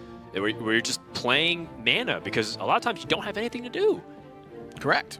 That card is specifically good in matchups where it's a resource battle. And then you destroy them and immediately go to fatigue. Like you destroy their deck, and then the fatigue starts now, and then you're like 5 cards ahead, which is just insane. silence it. Wait, is it a death rattle? I thought it was a battle card. It's a death rattle. That's everyone's retort to that idea. So, oh, you just silence it. I'm like, oh yeah, very, very easy to do. What if they instead just decide to, or what if they decide to hold it as a 3/6 and play it and blast crystal it on turn 10? Ensure that you can't silence it. Okay, I dirty rat it. I actually There's an answer to everything, of course. Well, okay, so tell me what the card mana cost and stat line. 6 mana 3/6 taunt. Okay. For some reason, I Death thought it was like a rattle. 10 mana 10/10 like Yashiraj. Add the first seal to your hand.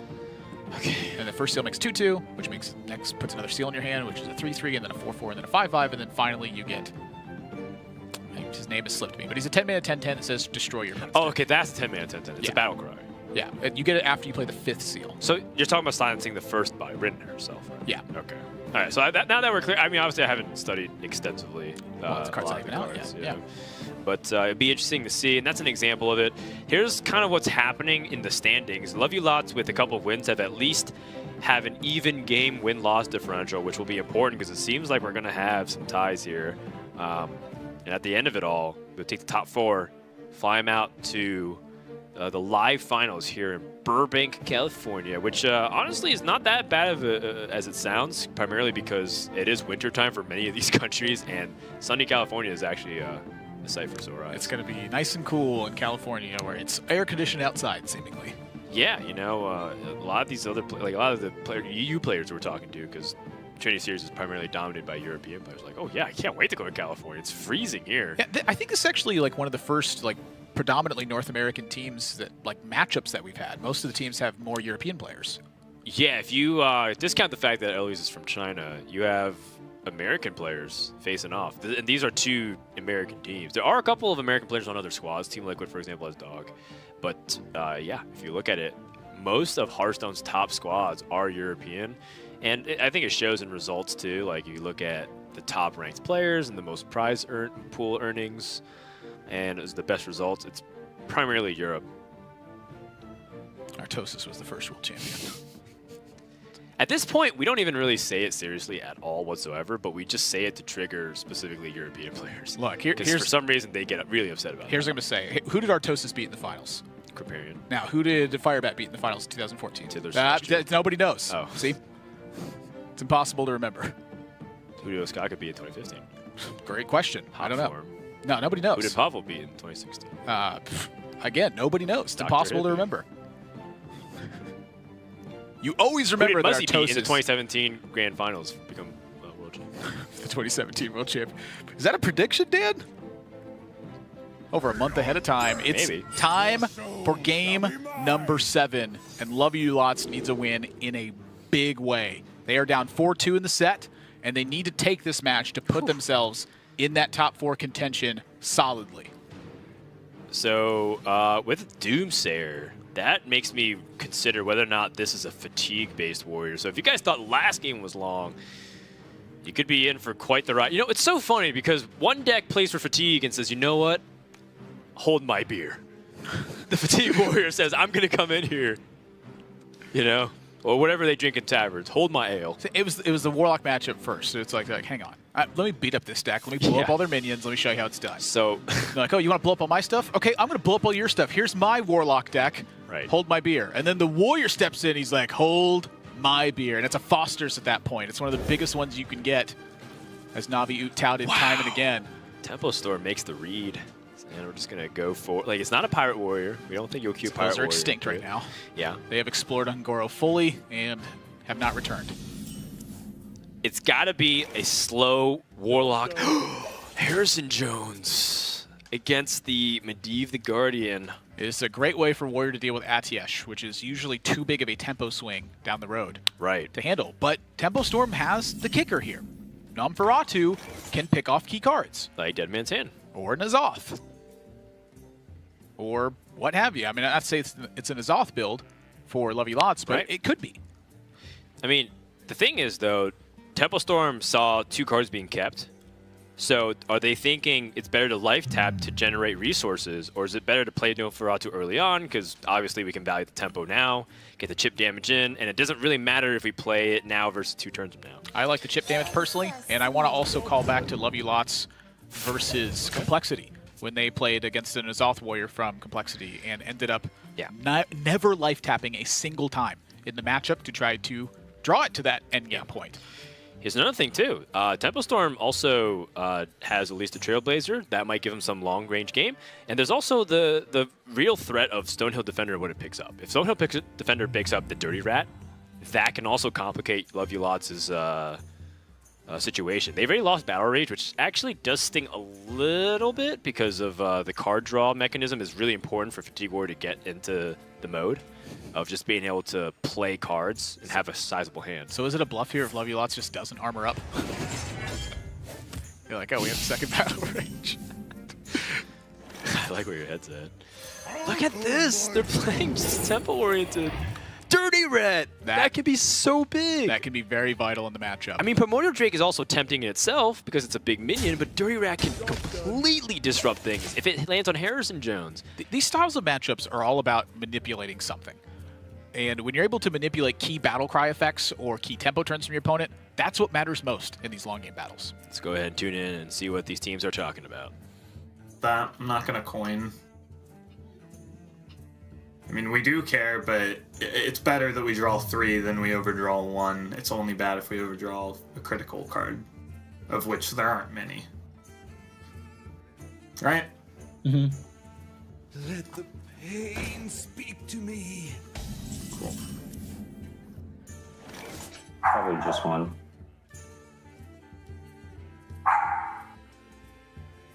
I do think we end up tapping this turn. In the case of Dead Man's Hand, we couldn't possibly well, I guess we can out-fatigue 1 DMH. Yeah. If they run double Dead Man Hand, we can't win, right? If they run 1 Dead Man Hand, we don't want to tap too much for the fatigue. We probably can win. I want to tap 2 times this game because they're going to draw 2 off of Acolyte.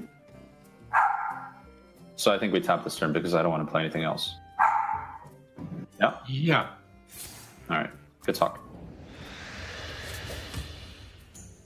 I don't want to play anything else either, so I'm inclined to double trade to block out Battle Rage and whatnot. Okay, yeah, I agree with double trade.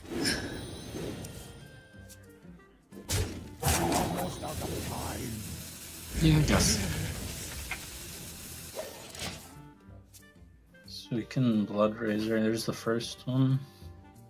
Yeah, Blood Razor seems fine to me.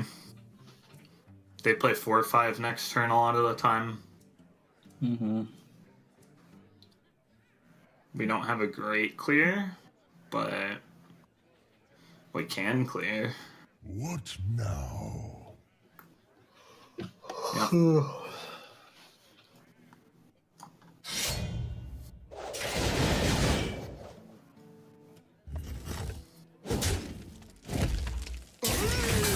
Dirty Rat out there, cold out Oracle. Okay, I'm going to tap this turn as well. Yep. That's it. No more tapping. I think we have all the cards we need now. Oh, except for Gul'dan, but still, basically all the cards we need. Unless we have a read that it's DMH, right? Then we can tap all we want. Yes.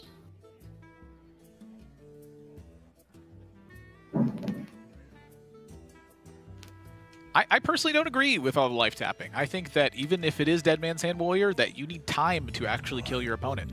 You need to rely on the natural pan out of draws to come up positive in this situation. So you felt like Eve, and I don't think they should be drawing. So you feel like the resources they have in hand are good enough because part of the reason with life tap is that you don't have good enough resources. Well, they're not exactly going to get beat up anytime soon, I don't think. But that being said, Love You Lots does tend to pressure a lot. Now the tapping, I think, in this particular game is working out in Tempo Storm's favor. Maybe they've considered Harrison Jones onto an Atiesh at this point.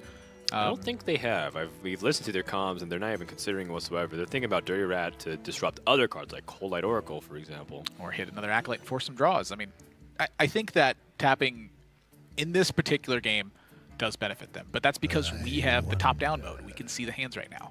If I couldn't see the hands right here, I would not like life tapping personally. So I think that the tapping comes down to somewhat of a prediction of what they expect to see. Yeah, Dreadlord is just the biggest threat. It kind of forces Love You Lots to utilize their weapon or flex some of their removal options. Unleash me. Why do you call? Team Love You Lots, how are they going to respond to this? They have opportunity to draw, like you said, and with one dead man's hand, 2 dead man's hand right now. That is fatigue warrior indeed. Yeah, and I mean, it kind of like the Doomsayer already gave me an inkling that it was, but now it's very much confirmed with double dead man's hand. However, there is a possibility that N'Zoth is still in there, and we just haven't seen the 5-card package of Mountain Fires and Hazards. I'm gonna go on a limb and say with the Shield Slam said it's not, but Shield Slam is also in N'Zoth Warrior. Is it? Yeah. It's actually pretty core, I think, these days because you have Mountain Fire armor and a few other things. So there's also one I don't really play that much. I play all the other ones except the N'Zoth one. It's my favorite warrior to play right now. And I kind of told you about the King Mosh version. Oh yeah, which is pretty fun. Which actually I'm gonna try. That looks sweet. There's also a Rot Phase version, which is like more for the streamers. You know, if you're like Savit or Toast or Tice. Tell it to Popple. The double Rot Face of all. He's just got like the greatest moments. Yeah, it's, like I said, it's very rare in Hearthstone for one card to be associated with one person. Popple's got one of them. And I said Mogashan Warden. Reynad has that one. I love how that's the one you pick at all. Is there another card more iconic? Well, than that could be for done him? for Raw too, but Tempo sometimes got to hit it first. Let's listen in and hear what they're thinking. Well, I'll tell you what. I do want to tap. There are a few cards ahead. So we have the Medivh. We don't have Blood River Gul'dan, don't we? Shouldn't we tap until we get it? Yeah, I mean, I hope we get it soon, though. I'm gonna Nosferatu here. Okay. It's a Brawl gone as well. Mm. And they played a Fishes, too. Okay, so if it is 7-10 yeah. It means they're only using one Brawl, They will play right? Dirty Rat before turn 9, right? They can coin... If they have all the Death Rattle, they could coin the N'Zoth on turn 9. If they are N'Zoth. That's true. I mean, Well, what else do we want to Dirty Rat? We want a Deadlight. Oh, we want a Dirty Rat the Cold Light Oracle. I mean, assuming it's DMH. I mean, they might just be under the game plan of we don't show them any taunts or anything yet, so they think we're Dead Man Hands Warrior, and then we play taunts after they've tapped enough so we can fatigue them. You know? That is. That's what I was wondering. I mean, what if we just armor? That's what I'm thinking. Armor pass seems okay. So they'd go like... If they go Medivh, we can't... They don't have Lich King. They would have played it last game. Oh, yeah, I forgot. Yeah. I don't know if they would have played it last game, but At this point, we're armor passing, I think. Yeah. Okay. It's just like we don't need to do things. Yeah. The Stonehill card. Yeah, they do. In case of Stonehill, break glass. So that was their keep. Okay. So, question being, can we Harrison? We would play 3. We can, right? We can go Armorsmith, trade, Hidden, Coin the Execute, and Harrison. Correct? Yeah. That looks very, very strong. Mm-hmm. Do we want to gain the 1 off Armorsmith? Probably not, because it's a 1-4 the other way. Yeah. But they could nether. But if they nether, it's like whatever. So we start with coin. So we want to Armorsmith after, correct? So we punch the 2-3. Coin, punch a 2-3, execute, Harrison, Armorsmith. Yep.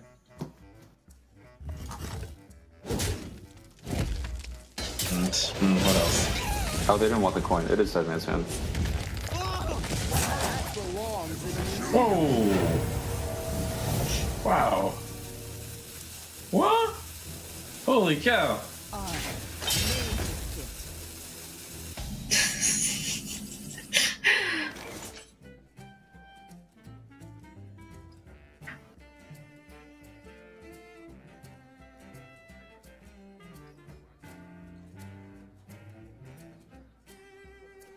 Yeah, I mean, I guess you could run that in DMH. So many possibilities. Hellfire. Draw a card.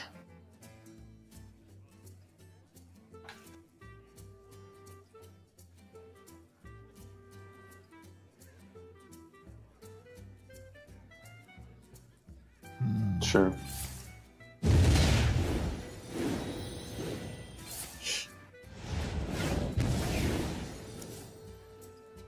Abyssal and Dreadman.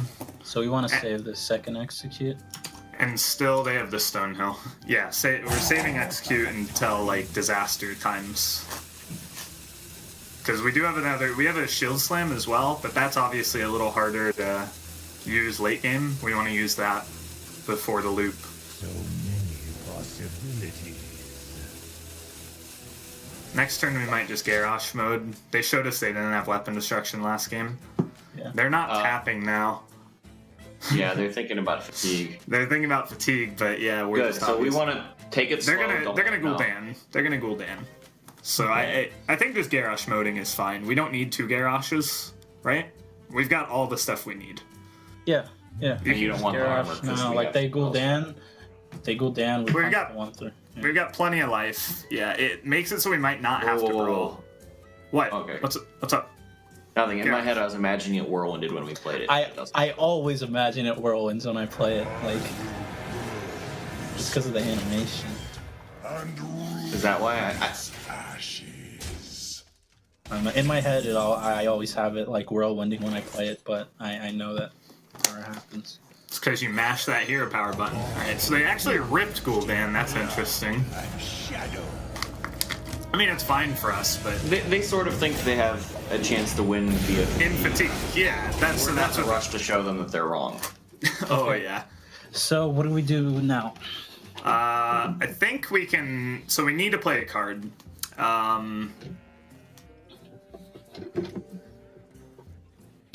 do we get rid of this brawl? We could get rid of it right now if we want. Whoa. Brawl can be useful against the pack. Against the pack, right? But not really. Not really against the. We got removed. What if they pack a Tyrantus? All right. I mean, fair point. Yeah. But is them packing a Tyrantus or us shuffling brawl like? So I kind of want to like slam Whirlwind Fishes or something. Just dig more. We're gonna shuffle pretty soon. We're looking to hit Doomsayer, so that's why I want to slam. Yeah, slam. I like that. All right, we're gonna play that Doomsayer. Right? It does nothing later. So Fishes. Like Whirlwind Fishes. Yeah. Doomsayer. Make it Radis if they had it off of the thing. Yeah, they still have a Stonehill card. Yeah.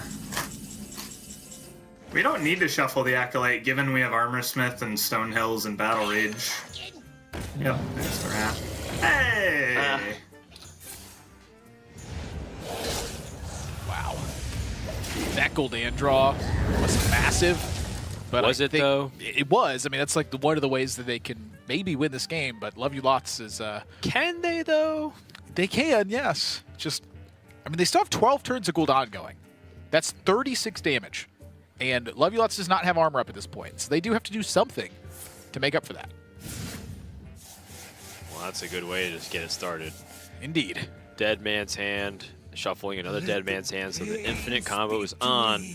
And they have kind of the magic formula. What you have is Armorsmith with draw, so Acolyte of Pain or Battle Rage, and then Dead Man's Hand. That's the and some removal. And as long as you can keep doing that, you'll always have infinite source of life and removal, which also equivalents to infinite source of damage because you just kill them with the fatigue. Yeah, plus the Stonehill to just get stuff going. Yes. You know, this is a problem for Tempo Storm, no doubt.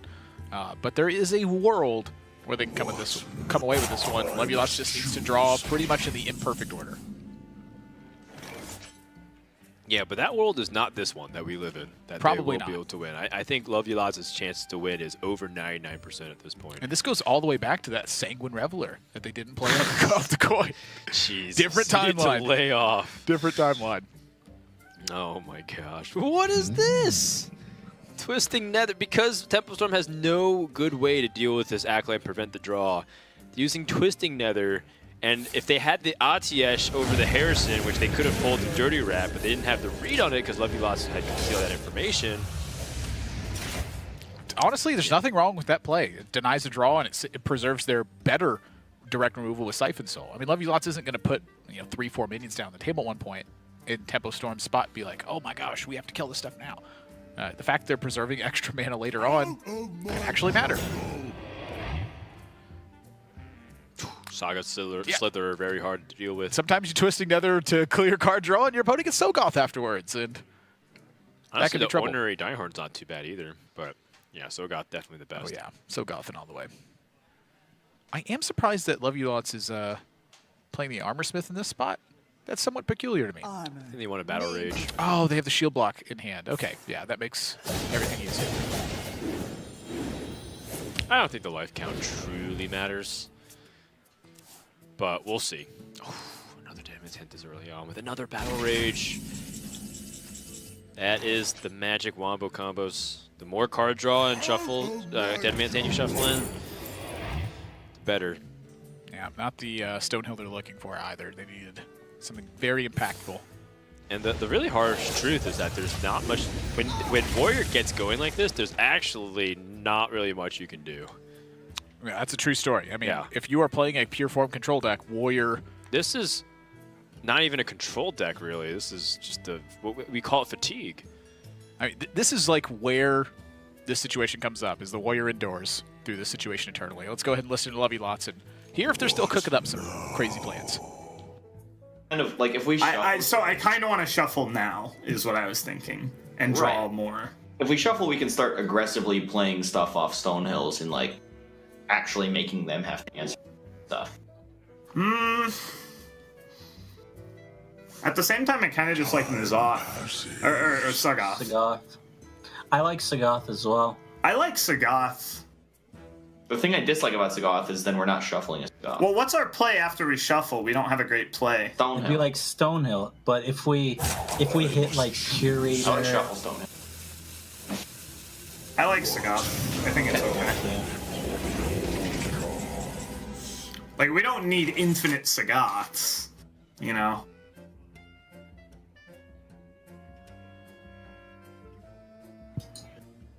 No, we can just play the I don't see Tarlicker. other play. You just play Tarlicker into it. What do you think is mega food? Turn this off? I don't know. Did they? Let me see. We're just saving it for more, that's all. Okay, so what do we do now? Well, I think we can... Now you want to shuffle? Yeah, I kind of want to... Shuffle? No, executes are always great.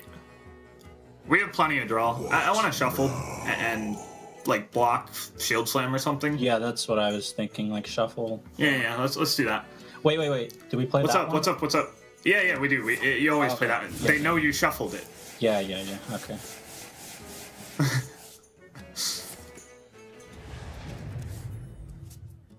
Shield Slam. Face. We don't need more Stonehills. Sunwalker seems kind of appealing. Yeah, I like. Sure. It's either that or Tauren Warrior. Tauren Warrior is the cheapest for Battle Rage purposes. That might be better. Nah, we got Acolyte. Like, Yeah, we got plenty.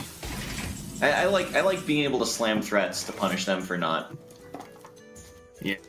See, the thing is that if you're not putting a lot of threats onto the board, Warlock can just kind of take their time and do stuff. So I do like pressuring a little bit. Yeah, it's really important. I mean, just look at what's going on in their hand. It's like everything's happening, and I mean, you look down, and it's just not even close to the same. It's all responsive stuff versus the deck that plays almost all responsive stuff, but does it infinite. But now they're not going to really do much here for Tempo Storm, as I mean, it is just a mess here, if you ask me. Yeah, it's quite a mess. It's, sometimes you can't help but make a mess either. Things are just so intense, and you're trying to get past the situation. Yeah, if you're so focused, things can just kind of get everywhere, and then all of a sudden you have so much cleanup to do.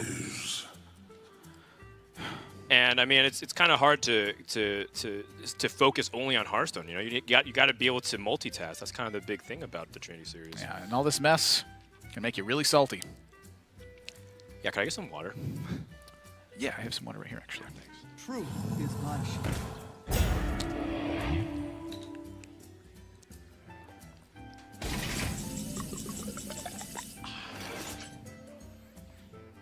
That water was brought to you by Intel. Yeah, so the Siphon Soul is about to be as well. Tempo Storm, they needed a way to pressure Love You Lots in the second Dead Man's Hand. Once that jig was up, I think Tempo Storm had kind of resided to their fate. So their goal is basically to get as much information as they can. Let's go ahead and listen into them and hear if there's any hopes left in this game. You just want to play Elise Hero Power It? Like, I think the way to win is if we just get the sickest Elise pack ever. Okay, we should at least play Elise, yes. Okay, let's do it. Pack me, baby. Is there a card in the Enguro set that destroys these types of internet warriors? Yeah. What is it? He's out of Brawl. We just get the 12 that can't be targeted. Oh, they run 2 Brawl. Don't we have one more? Oh. Okay, so this is actually really bad for us because they managed to use a Brawl and an Execute.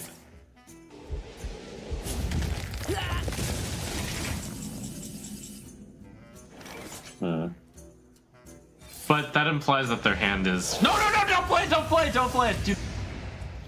No. The only way we can win is by making sure they can never play their Brawls and Execute. Because that Brawl came from the left, which means that they might be starting to feel the pain of the Brawls and the Executes.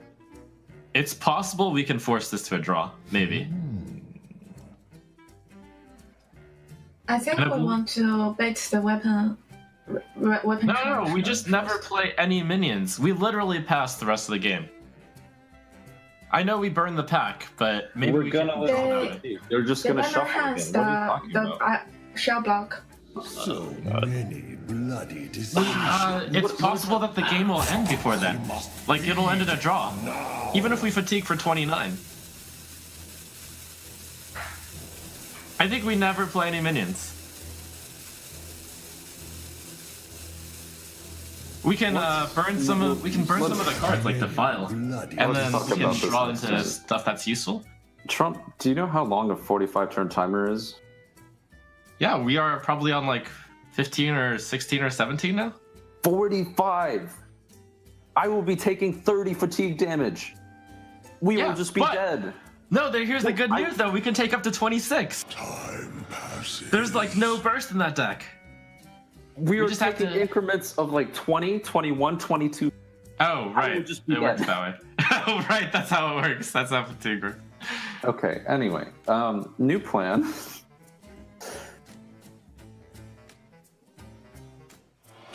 Oh, we got rid of the weapon. I mean, I guess. Like, believe me, I've played that deck a lot. I feel like their hand is really, really terrible right now.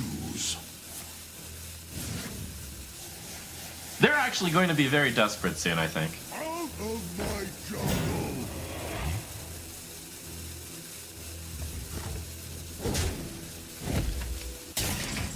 I feel like this fight goes into 2 phases. Phase 1 is the part where we start milling their Stonehill defenders because they have so much trash in their deck. And then phase 2 is where we try to pressure them. Because we clearly can't pressure them. They have a hand of a bunch of Brawls and Executes right now. We do need to save the threats in order to actually deal with their stuff. I think we can afford to burn a card right now. We might need the... We have a pack. Okay, fine. We should defile. All right.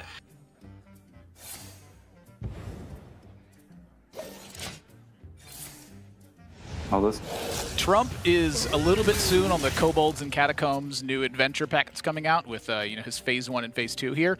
But I think what he's saying does have some merit. There is a chance that Love You Lots' hand gets filled up with Executes and with Brawls and the like. And I like his optimistic approach.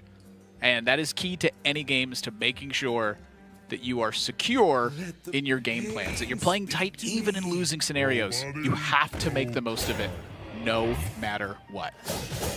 Absolutely. There's just no compromise. There's no two ways about it. Even if you're down, even if you're just about out, you play perfect. I do think that it's kind of amusing that Temple Storm seems to be taking most of their real estate of their timer to debate whether or not Fatigue can hit them for 26 a turn. But that being said, I think this is all superficial discussion. In the end, the game has been largely determined from a long time ago when Lovely Lots revealed their Dead Man's Hand and completely baited Temple Storm into thinking that they had a chance to win the game through N'Zoth. And Temple Storm now has been trying to pick up the pieces for that 1% win. Right now, it's like 99 to 1 odds that Lovely Lots just wins. But Temple Storm's looking for that perhaps miracle opportunity. They were searching for an Ngoro pack. Perhaps that can give them something. I mean, you heard Zalay talking about we should save a brawl, so that way if they get a Tarantus off the Ngoro pack, we have a way to brawl it away. Yeah. Or there's opportunities for Lyra and a Radiant Elemental, and then you can all of a sudden just like, you can actually outlive the Fatigue to a certain degree. There are ways to get out, but it requires an unimaginable, or not an unimaginable, like a completely ridiculous scenario of cards and combinations that Temple Storm just does not have. It's like 1 in a million. Yeah. No, you're probably right. We usually exaggerate as casuals because that's our job. But I don't think you're wrong on that one. You remember that Onyxia soundbite where the guy was super mad about someone getting tail swiped into the Whelp Cave? And he's like, it's like 1 in a million from the north corner to the center into the Whelp Cave. It's not even remotely imaginable. Sometimes you get tail swiped into the Whelp Cave. I mean, we can go ahead and calculate the odds on that. I mean, it's very reasonable. What, there's 135 cards in the expansion. So let's say how many cards do you think can actually bail them out from Ngoro? And you just do the Infinite Elises. Huh? I mean, Elise can get Elise more Elise often. can. Yeah, Infinite Elise can. So we'll say that's like one. And then let's say like Lyra Radiant Elemental is a combination. And then the Lyra one else. is super hard to calculate. But the one you can is how many legendaries are there? You have a 50% chance to get a legendary approximately. How many legendaries in a row do you have to get to wear them out? I mean, let's be generous then and say 10. 35, so that's a 7% chance. Dan is going ham on the Abacus right now. I'm trying Abacus, to. I'm sorry. I developed the iPhone app for an Abacus. 1, 2, 3, 4. Yeah, it's literally 1 in a million. Yeah. It's because there's 6 zeros that I count right now, which means 10th, 100,000th, 10,000th, 100,000th, millionth. Yeah. Yeah. Let's go ahead and listen to Lovey Lots. And so what you're saying is there's still a chance. Battle Rage out of hand, or is that a stupid idea? Battle Rage is a pretty good card.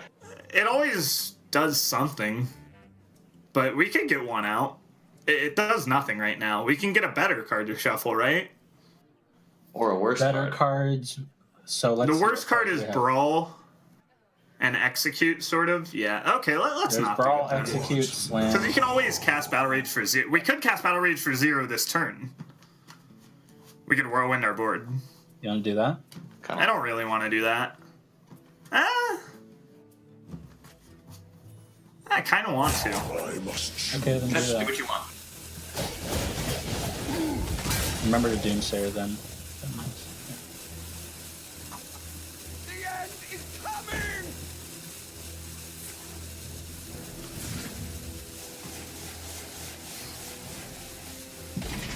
Like if we play something, you mean?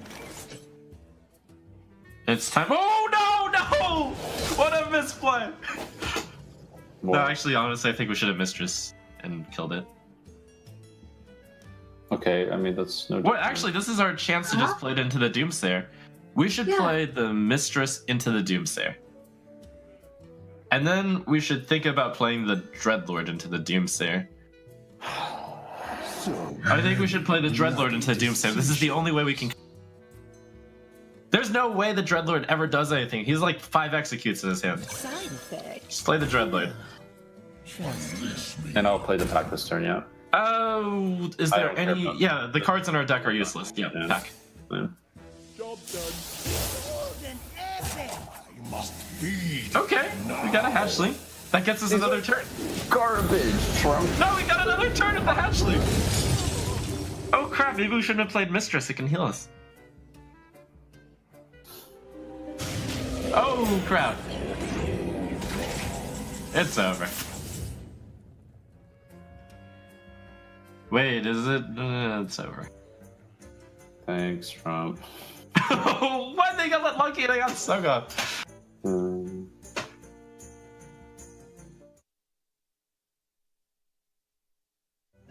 So many bloody decisions.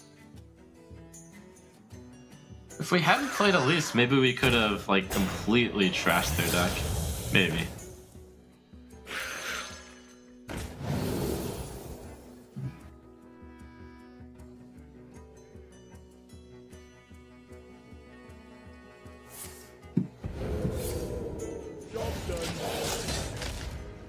So here, We're gonna. so we have 2 Armor Smiths in deck. Do we Armor Smith now? We can Armor Smith now and Acolyte and do all the things, right? So 6. Well, we want to execute the hatchling, right? Do we? We can Shield Slam it. Well, I guess we want to get the Execute out. I see We what want you're to get the saying. execute out. Yeah. So So we can't don't Acolyte. Battle Rage. We could Acolyte and not Battle Rage. Or we could Battle Rage and not Acolyte. I want a double Whirlwind, so I want to Acolyte. Let's- Right? Can they overdraw us again? Uh-uh. They have 2 cards, it doesn't matter. Speak to me. I don't care if they over. So I guess we Whirlwind first, Execute, then we go face. Yeah. Yeah. Okay. I must choose.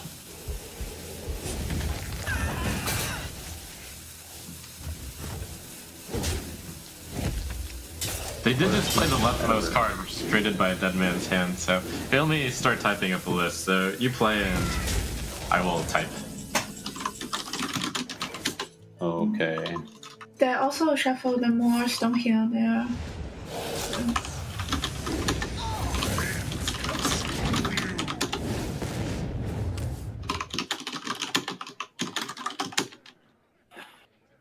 Ah, God. Okay.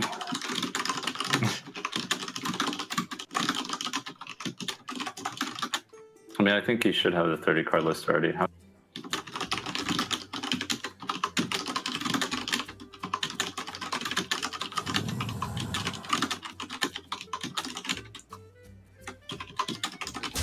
I mean, it's just confounded due to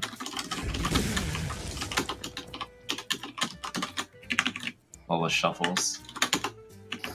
Okay, I have a 29 card list.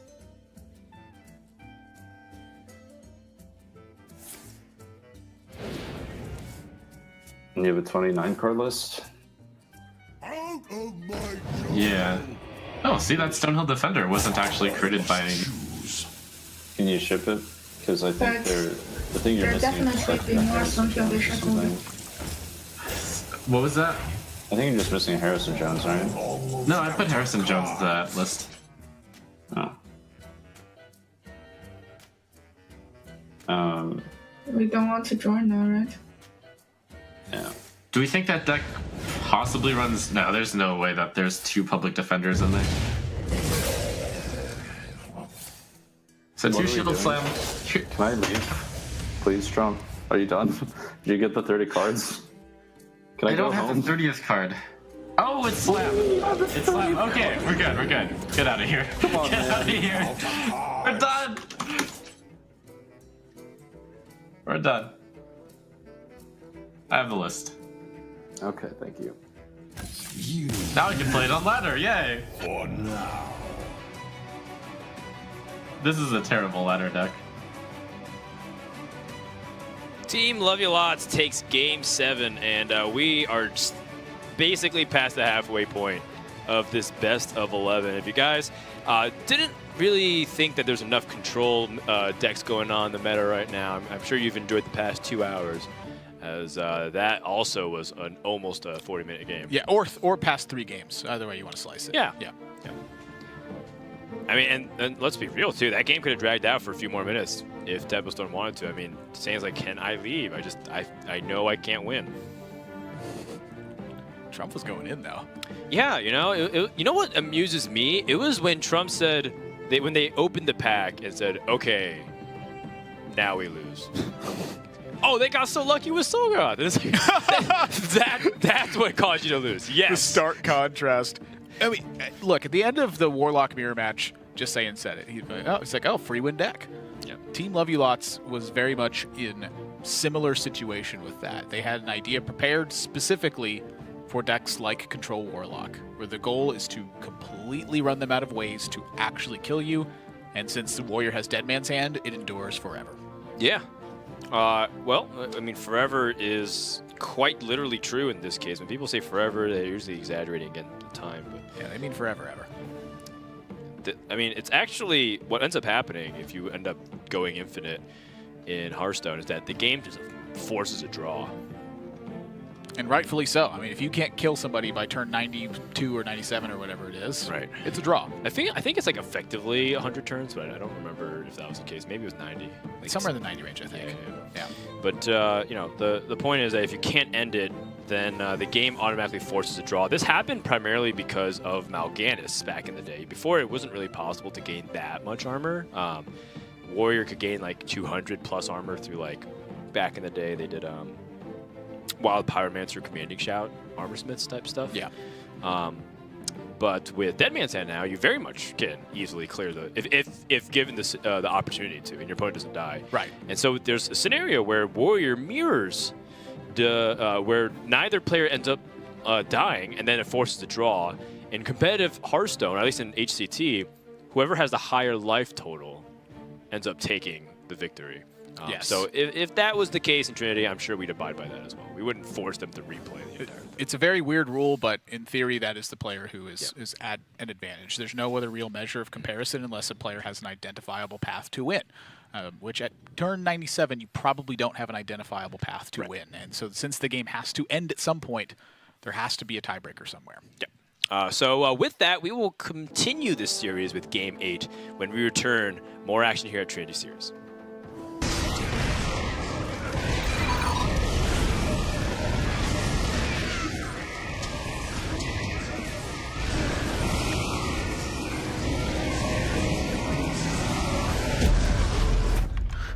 You guys seeing this? Game, record, and stream without compromise. Only on Intel Core i7.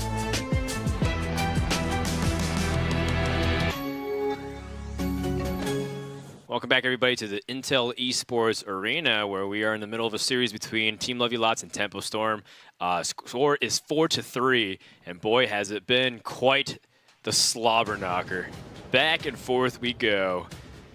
But the big story is Love You Lots, if they win one more, has tied. And we're kind of talking about how if they just keep going 2 wins, 1 loss, they'll actually win the series from that point on, right? Because then they tie at 4-4, Tempo Storm gets a 5th win, they win the last 2. Yeah. And it'd be 2-1, 2-1, 2-1, even though they lost the first 2 games pretty convincing, or lost 3 games, first 3 games, excuse me, pretty convincingly. And Love You Lots could use the help because a win for them means that they will advance to the top 4 with that match win. It's been a long road for them. They started out 0-2. They brought it all the way back. But they have still some uphill battle in front of them as now they face off against the Murloc Paladin from Tempo Storm. I'm ready for some Murloc action. I mean, after all's been said and done. Please, Face Hunter. I'd like some violence, speed, and Murlocs. Yes, and this is a matchup that is not at an advantage for Team Love You Lots. They have some big payoff cards with Sleep with the Fishes and Brawl, but for the most part, they are fighting an uphill battle where Tempo Storm is trying to present threat at every stage of the game. And Murloc is one of the decks that does that best. Now, this particular Murloc hand doesn't do that super well, and Love You Lots has Ravaging Ghoul, and they have Sleep with the Fishes. So that is a huge Vilefin Inquisitor for Tempo Storm's opening here. That could be a catalyst to a win. Yeah, that was not what you want to see if you're a Team Love You Lots. They don't have the Doomsayer. They have Dead Man's Hand, which is a dead man's card at this point. Oh, yeah. That's likely to not be cast in the matchup unless they are going to win. How do they map it out? I mean, with the 1 dead card in their hand, they lose a significant amount of their power. And going second, one of the only things that's good about it is being able to have an extra card, and they've lost that advantage. How important was the full mulligan from Tempo Storm? Found them exactly what they needed on that 4th card. Let's go ahead and listen in and hear how they're feeling about this opening hand.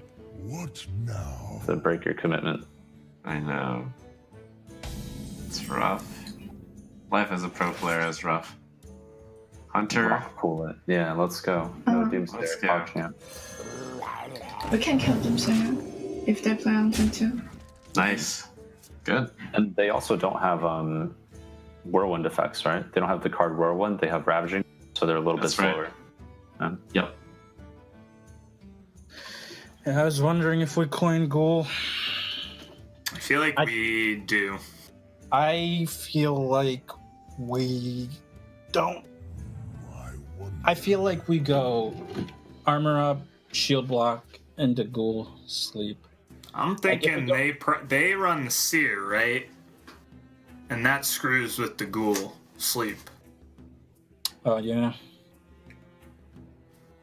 And then Okay. if we wait, yeah, I want to coin the Ghoul for sure. Yeah, I forgot about Seer.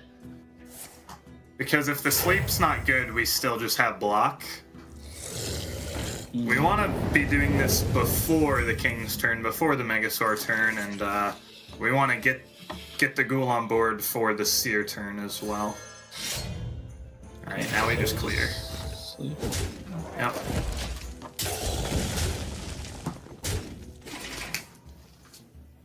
That's really good. Just need to find removal the rest of the way. Alright, sleep with the fishes.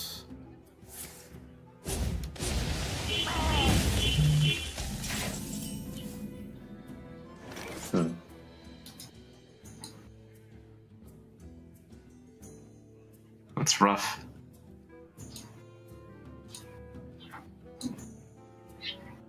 Could it be Hero Power Pass? So we have something we can Kings next turn? Yeah, I think so. Let's just Hero Power Pass. Okay, do we want to... No, we don't want to swing with the blade, right? Not yet. Definitely not. Team Love You Lots has very critically stopped the board momentum from Tempo Storm when they're looking to have the Blessing of Kings keep pressuring, and that was a good spot by Chalky to recognize the coin timing, which would have made all the difference in the world. This is a really interesting Dead Man's Hand to me. Like, Shield Block isn't a bad card in this matchup, nor is Execute, nor is the Scourge Lord, nor is the Shield Slam if you have extra shield blocks. Yeah, I like drawing a card, though. I do too. I'm just curious about it. You know, it looks somewhat appealing. Interesting. Tempo Storm was kind of saving up for the Blessing of Kings. I still think you do the Blessing of Kings this turn to pressure the life total away from your opponent. I 100% agree with that. This is a chum King's turn every time if I'm in the driver's seat. Something I've noticed about Tempo Storm, though, is that Eloise has been awfully quiet in recent games. Well, the time zone is pretty awful for her, I think, in terms of starting off the series or the day, but I'm not sure if, you know, she also had some connection issues. You mentioned that there was some Discord lag. Hopefully that's not the case. Love You Lots has the answer to this through a Shield Slam this turn, but they've been playing a little bit off curve, so missing a little bit of life total could end up being the difference maker here. Well, the other thing I'm thinking is you just saw the attack with the Rallying Blade, so I think they are reading into another Rallying Blade here, or like maybe a Sunkeeper Tarim or something. And so Armor Up, Shield Slam, and Doomsayer I think is off the table for that turn. But it was an interesting idea. Wow. Tempo Storm's drawing some heat, though. Yeah, now they can continue to go wide into the board. Gamesco Chum makes his rock with 3-4, and they can distribute the stats so that way, you know, Whirlwind is not going to complicate like a things. Razor or something weird. Yeah.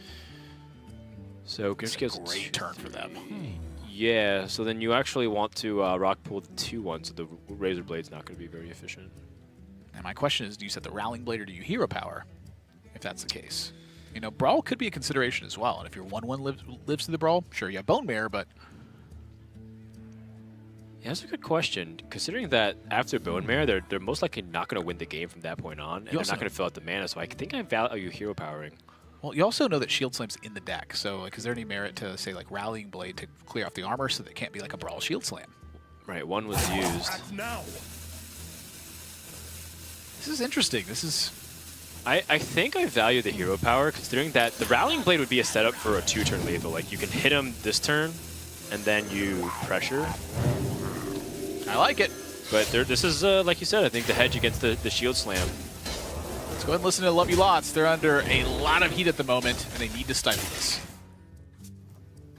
Ooh. Do we do that? Yeah. Probably. Wondering if like Doomsayer, Armorsmith, Hero Power is better. I don't think so. Sounds like shit. We need the 5/4 We on need to board. clear, right? Yeah. And here's We need to find a whirlwind effect probably, or like a slam for the execute, and then Doomsayer. And we'll figure it out. Yeah, we're taking a lot of heat, but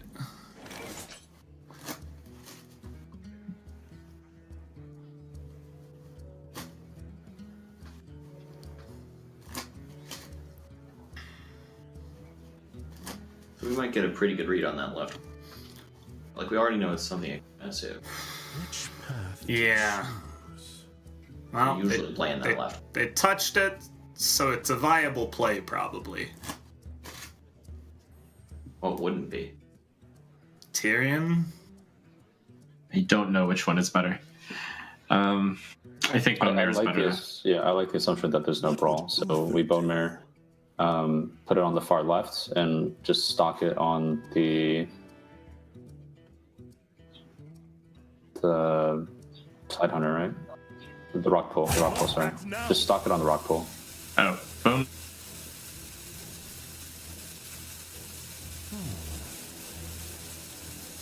Steed?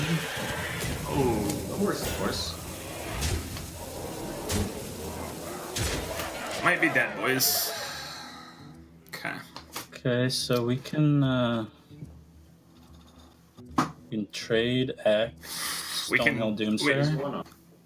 Yeah, we could do the Doomsayer, or we could play the Armorsmith And try to Garrosh. to give ourselves a better chance. Yeah, and then We Garrosh. always Stonehill, right? We always Stonehill. We need to. Let's see.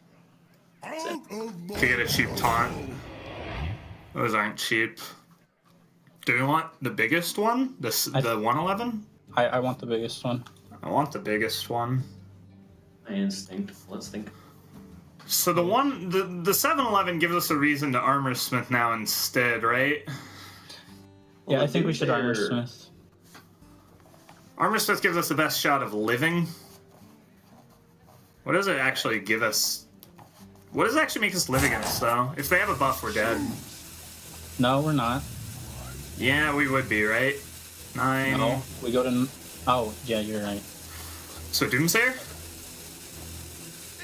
Yeah. I'm gonna Doomsayer.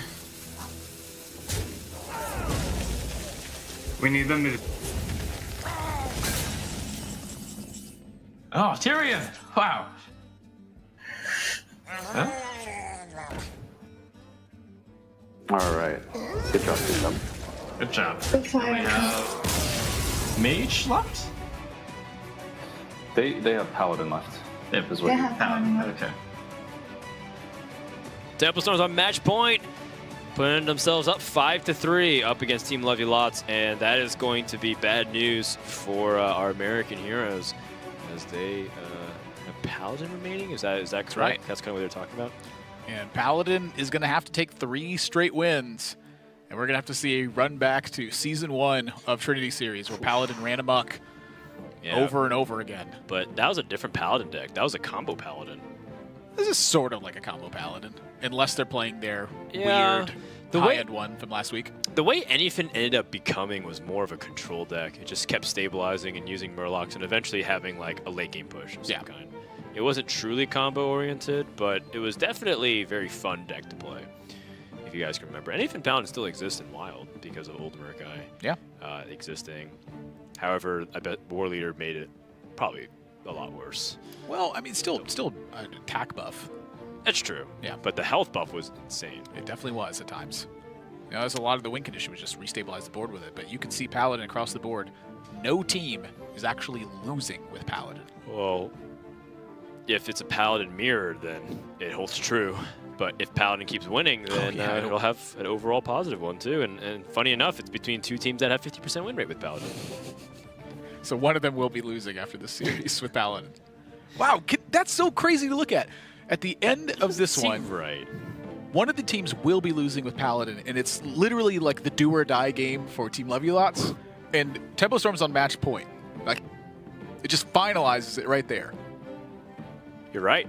This is for the marbles for Team Lull. If they are able to win, they are going to the live finals. If not, it's up to fate. But more importantly, it's up to Misfits and Complexity. Yeah, now, granted, they have to win the series, which is 3 straight wins with Paladin, but it starts here. It starts here, and it'll be very important to get as many game wins under their belt. Even if they lose the series, getting one more win will be important. But Tempo Storm's got the important thing. They've got the Arthas skin. Arthas versus Uther. Who wins?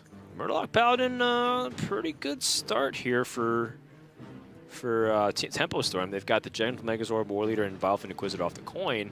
Levulots has the Inquisitor. Would like a better curve, though. Yeah, a big one here for Tempo Storm is that they can easily grab the attack initiative with Vilephan Inquisitor into Coin War Leader, because Levulots' only check to that would be a turn 1 Grimscale Chum into an attack buff, because they don't have the coin. So since the attacker's initiative decides so much of this matchup, it's really key that they hang on to that Murloc War Leader and ensure they can kill whatever Levulots plays on turn 1. Yeah, and they even have the Spellbreaker. So a lot of ways that you can climb back in this mirror is primarily through things like Spiker Steed or Bone Mare. And Spellbreaker can help cement that.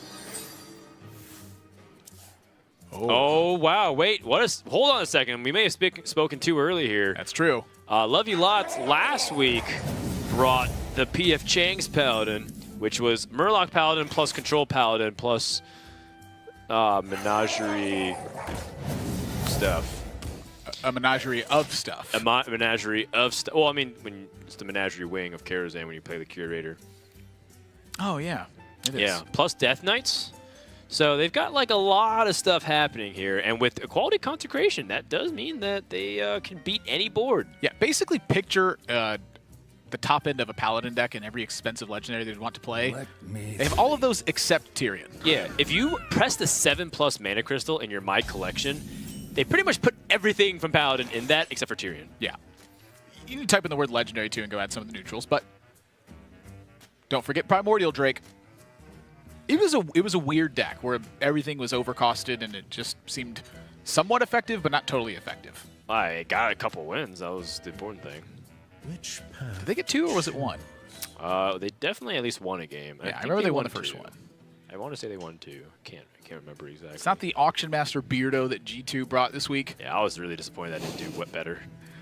At the same time, you can't really ask better for 1-1 from a weird combo deck like that. The key thing here, though, is that Tempo Storm has a much better combat-oriented hand than what Levulots has. So I'm curious if they can actually deliver enough hurt prior to that equality hitting to really set this up. Oh.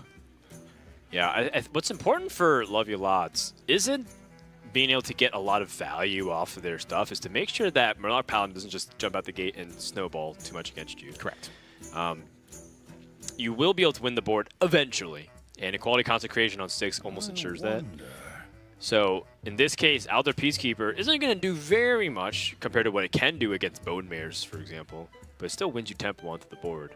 However, Levulots still doesn't even have a good turn 4 play, so this is still looking kind of tight. Let's go ahead and listen in and hear what their planning is with these equalities. Or the rock pool and go fit. Yeah.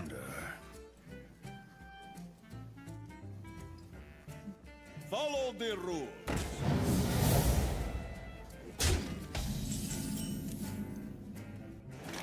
Just played the outdoor and then Round we and bumped buy? the 2-2. Yeah. We should be bumping 2-2 into 1-1, so we play around Consecrate, because I think they run that. So their Paladin last week just ran like, one sec. I think I have the exact list, because I was taking notes on it. But take this turn slow. I'm going to look up the list fast. Sure, I'll give you a moment. I remember there's a team was playing a very considered version of Murloc Paladin. Version. Yeah, that was them. Down here. Ah, I am going to currently play Blade and trade the 2-2. Yes. Yeah. I can do that pretty fast, so no worries. Okay, so I think I have their list. I'll pull it up on the side here. I've got it screenshotted. I'm sending it to you guys at the moment, so you can that as well. Okay. This is a great use of our time. I like this. I don't think that is the biggest. We need to play a little cautiously, but yeah, they run double equality and 1 outdoor. Wow. I think there Why was equality, right? no 2 equalities. I saw 2 equalities last week. This was a list that was like a Okay. rough sketch from someone else, but I think it's 2 qualities and 1 other card is missing. But yeah, we just keep them up. In a week, they'll probably play stuff. I think. They can Steed, they can coin out a Steed. Yeah. I mean, yeah. We make our man. We draw Finja, that'd be nice. Yeah, do that, Zoe. Okay. I'm imagining 5 mana mark. I think the weapon's more valuable. What if we bet out the consecration next turn? We still have a scale ban. If they don't consecration, we have more targets on board. Yeah, but our board is so spooky. That's actually okay. Yeah, we can do scale bait and actually just trade the 1/3 as well. Because then next turn we go war leader. No, actually we go double hydrologist and play secret. Yeah, it looks okay. Because to we me. know that they don't have running blood. If they have, they won't play peacekeeper there. Right. I so feel like we it's so much stronger to just trade in the 2/1 and then our Scalebane can like ends a target. If they're consecrating, they're killing a 4/2 and a 2/1. Isn't that really good? I will go with whatever you say there. I like killing the 2/1. I think trading consecrates is like not that important, honestly. All right, so trade the 2/1. Yep. Yeah, that's what I was leaning towards. It feels like they have a consecration. Possibly, yeah. I mean, their hands are always bad because their deck is garbage. I don't know why they would ever bring this. No.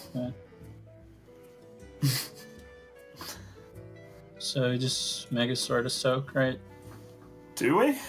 The 1/1 soaks too. Does it? It just makes it more obvious. If we Mega Sword, it's a little less obvious. And the 1/1 soaks. They ignore it. The 1/1 soaks, yeah. soaks, yeah. Okay, and do They that. just know about it, so they could just pass, right? They could smack us and say go. Yeah, but maybe do that make a dude. Then that's fine. We'll just yeah. rip it and then Yeah, I play would just something, 1/1. then we'll- yeah. I would just. I want a 1/1. Yeah. Yeah. Does a very similar thing to Megasaur. Leaves me with a Megasaur. Yeah. To think about it for a bit longer. Let's move quickly. Alright, that's long enough. I love the arbitrary thoughts. So hydrologist first. Look for getaway Kodo. We have Repentance, Redemption, High. Yeah, Redemption is Yeah. fine. Okay. Redemption, I think. Redemption is currently hitting our 2/1. I mean our rock pool, but that's That's fine. fine. That's Rock fine. pool. Yeah. And then we just play a second hydrologist, I think. Right? Instead of just Guy? Yeah. I mean button. Hydrologist you want? I think hitting the hero card is pretty good. Button. Sure. Okay. Okay, now how do we deal with the 1/1? Face with the weapon. With the weapon? Okay. Yep. So I'm gonna go With the Redemption. 5/5. No, push We for still have the 5 here. Push for 5. We I think. can- We have Well, I mean, it's only a difference of 5 and 4. It does play around quite a few things if we push in the 5 instead. I think I like it. Yeah, let's Trade with the Scalebane? okay, fine. Trade with Scalebane, hold weapon, redemption. Redemption, hero power. Alright. Yeah. Yeah. Man, this is some rocket science, Murloc. Consecration. One turn late, Slay.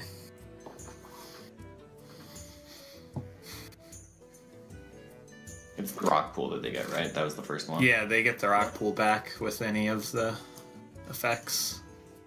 Do we ever Finja here? No. Oh. No, we're taking away too much.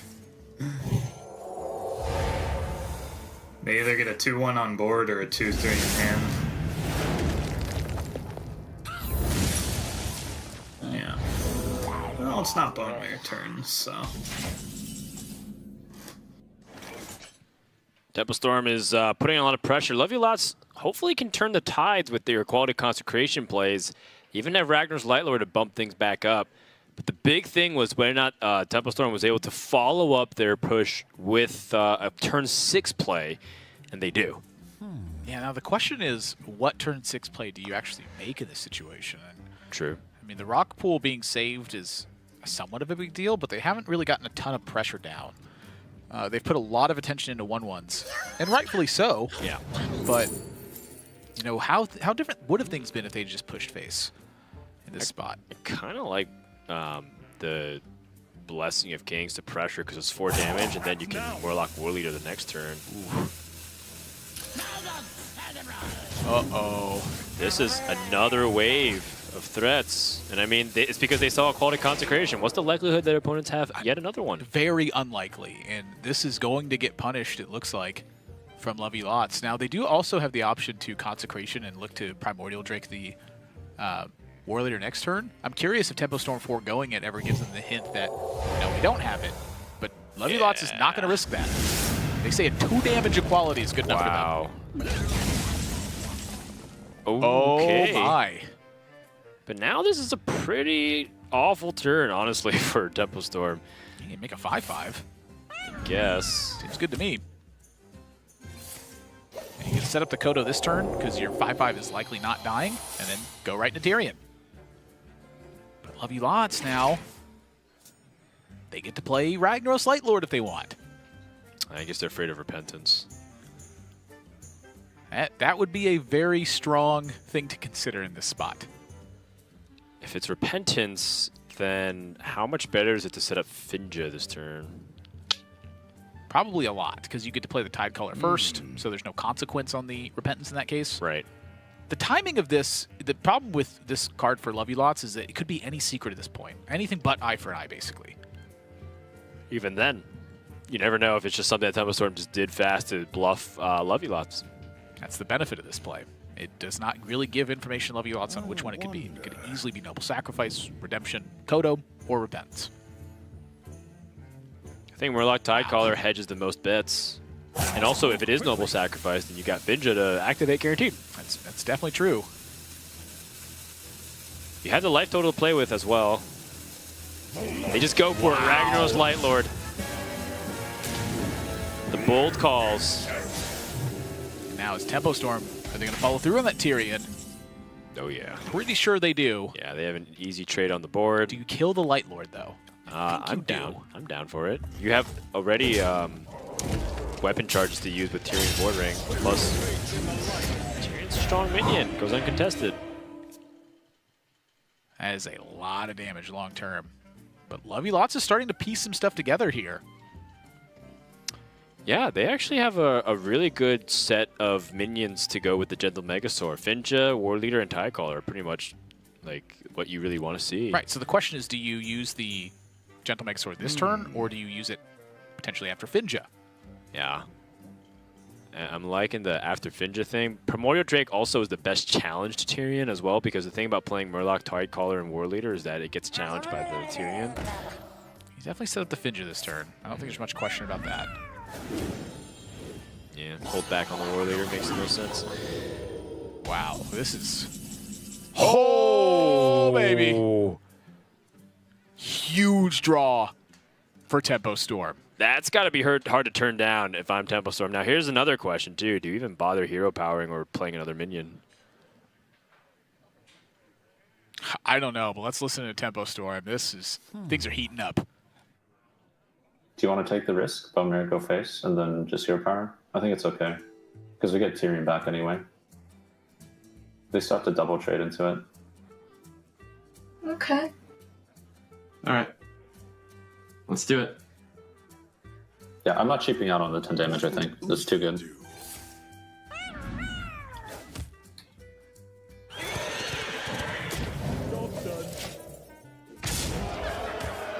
Primordial Drake, well, will land on the 1/1 that give us some matters. Get the thing back.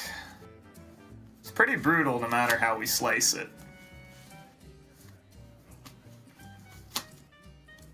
Really unhappy. I think I think we trade Drake hero power. Yeah, I think that's our best play. The guy goes to 5. Here, send the Murloc into the shield. That always happens. Maybe it's noble sack and that's Yeah, do that. Sure, yeah. No. Okay. Alright, so it's always getaway or redemption.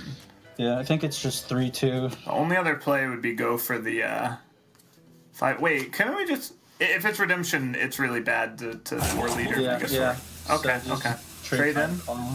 Trade Drake. Trade the 3-2. Yeah, that.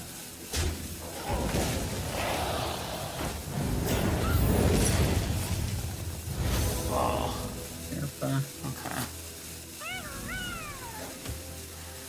Okay.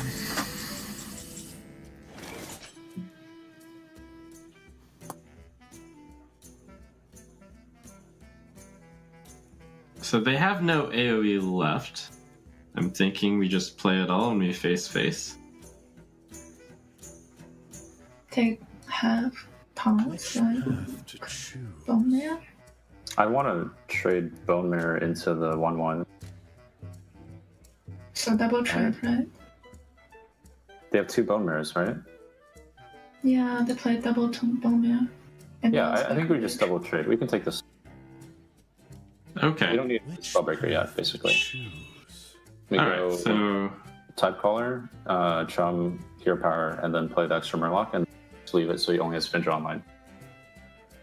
That way, if he steeds Findra or something. So to recap, double trade into Tide Caller, Chum. Type Caller, Chum, Hero Power, yeah. We lose to nothing now. Yeah, we lose to nothing this way, basically.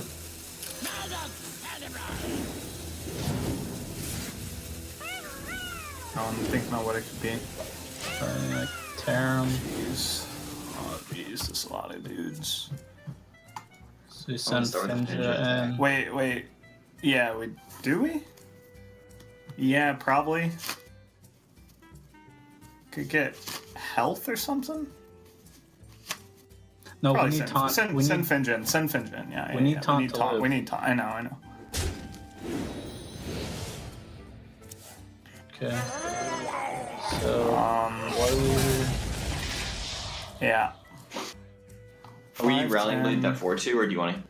Well, we can war leader mega first, right? We wanna rallying blade the 4-2. Yeah, that's what we're gonna hit. To live. Yeah. And we want the biggest taunts. We don't want a 1/1 taunt. It gets farmed on board. Yeah.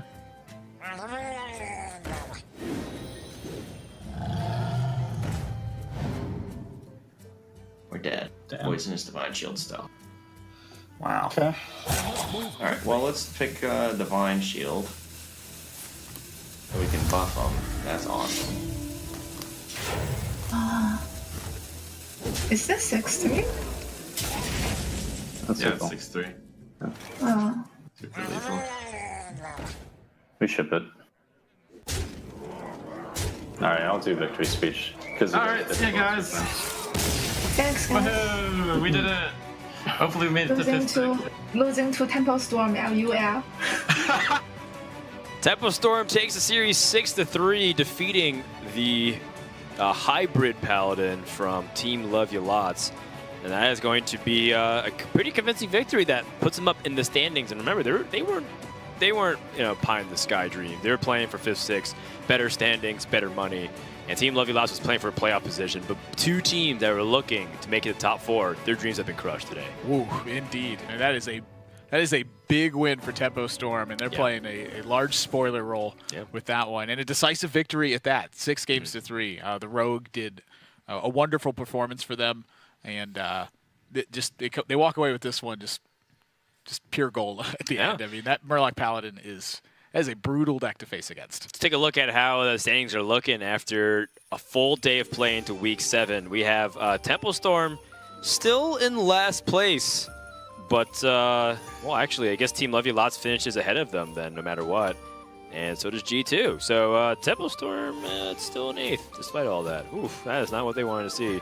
But Team Love Ya Lots is now at the mercy of how Misfits and Complexity do. We'll find out what ends up happening. Here's a couple of clinching scenarios.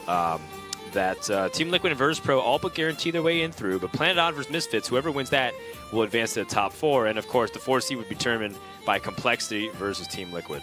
Yeah, Team Liquid, if they win that one very decisively, really squash Complexity in that notion, and that's a big one for them. They were last season's winners, and here they're on the brink of elimination. They need to win tomorrow to really pick things up and secure that top 4 spot. Yeah, a lot of things can happen, but I guess in hindsight, if you're like a Tempo Storm fan, at least record-wise, they did just as well as everyone else for the most part.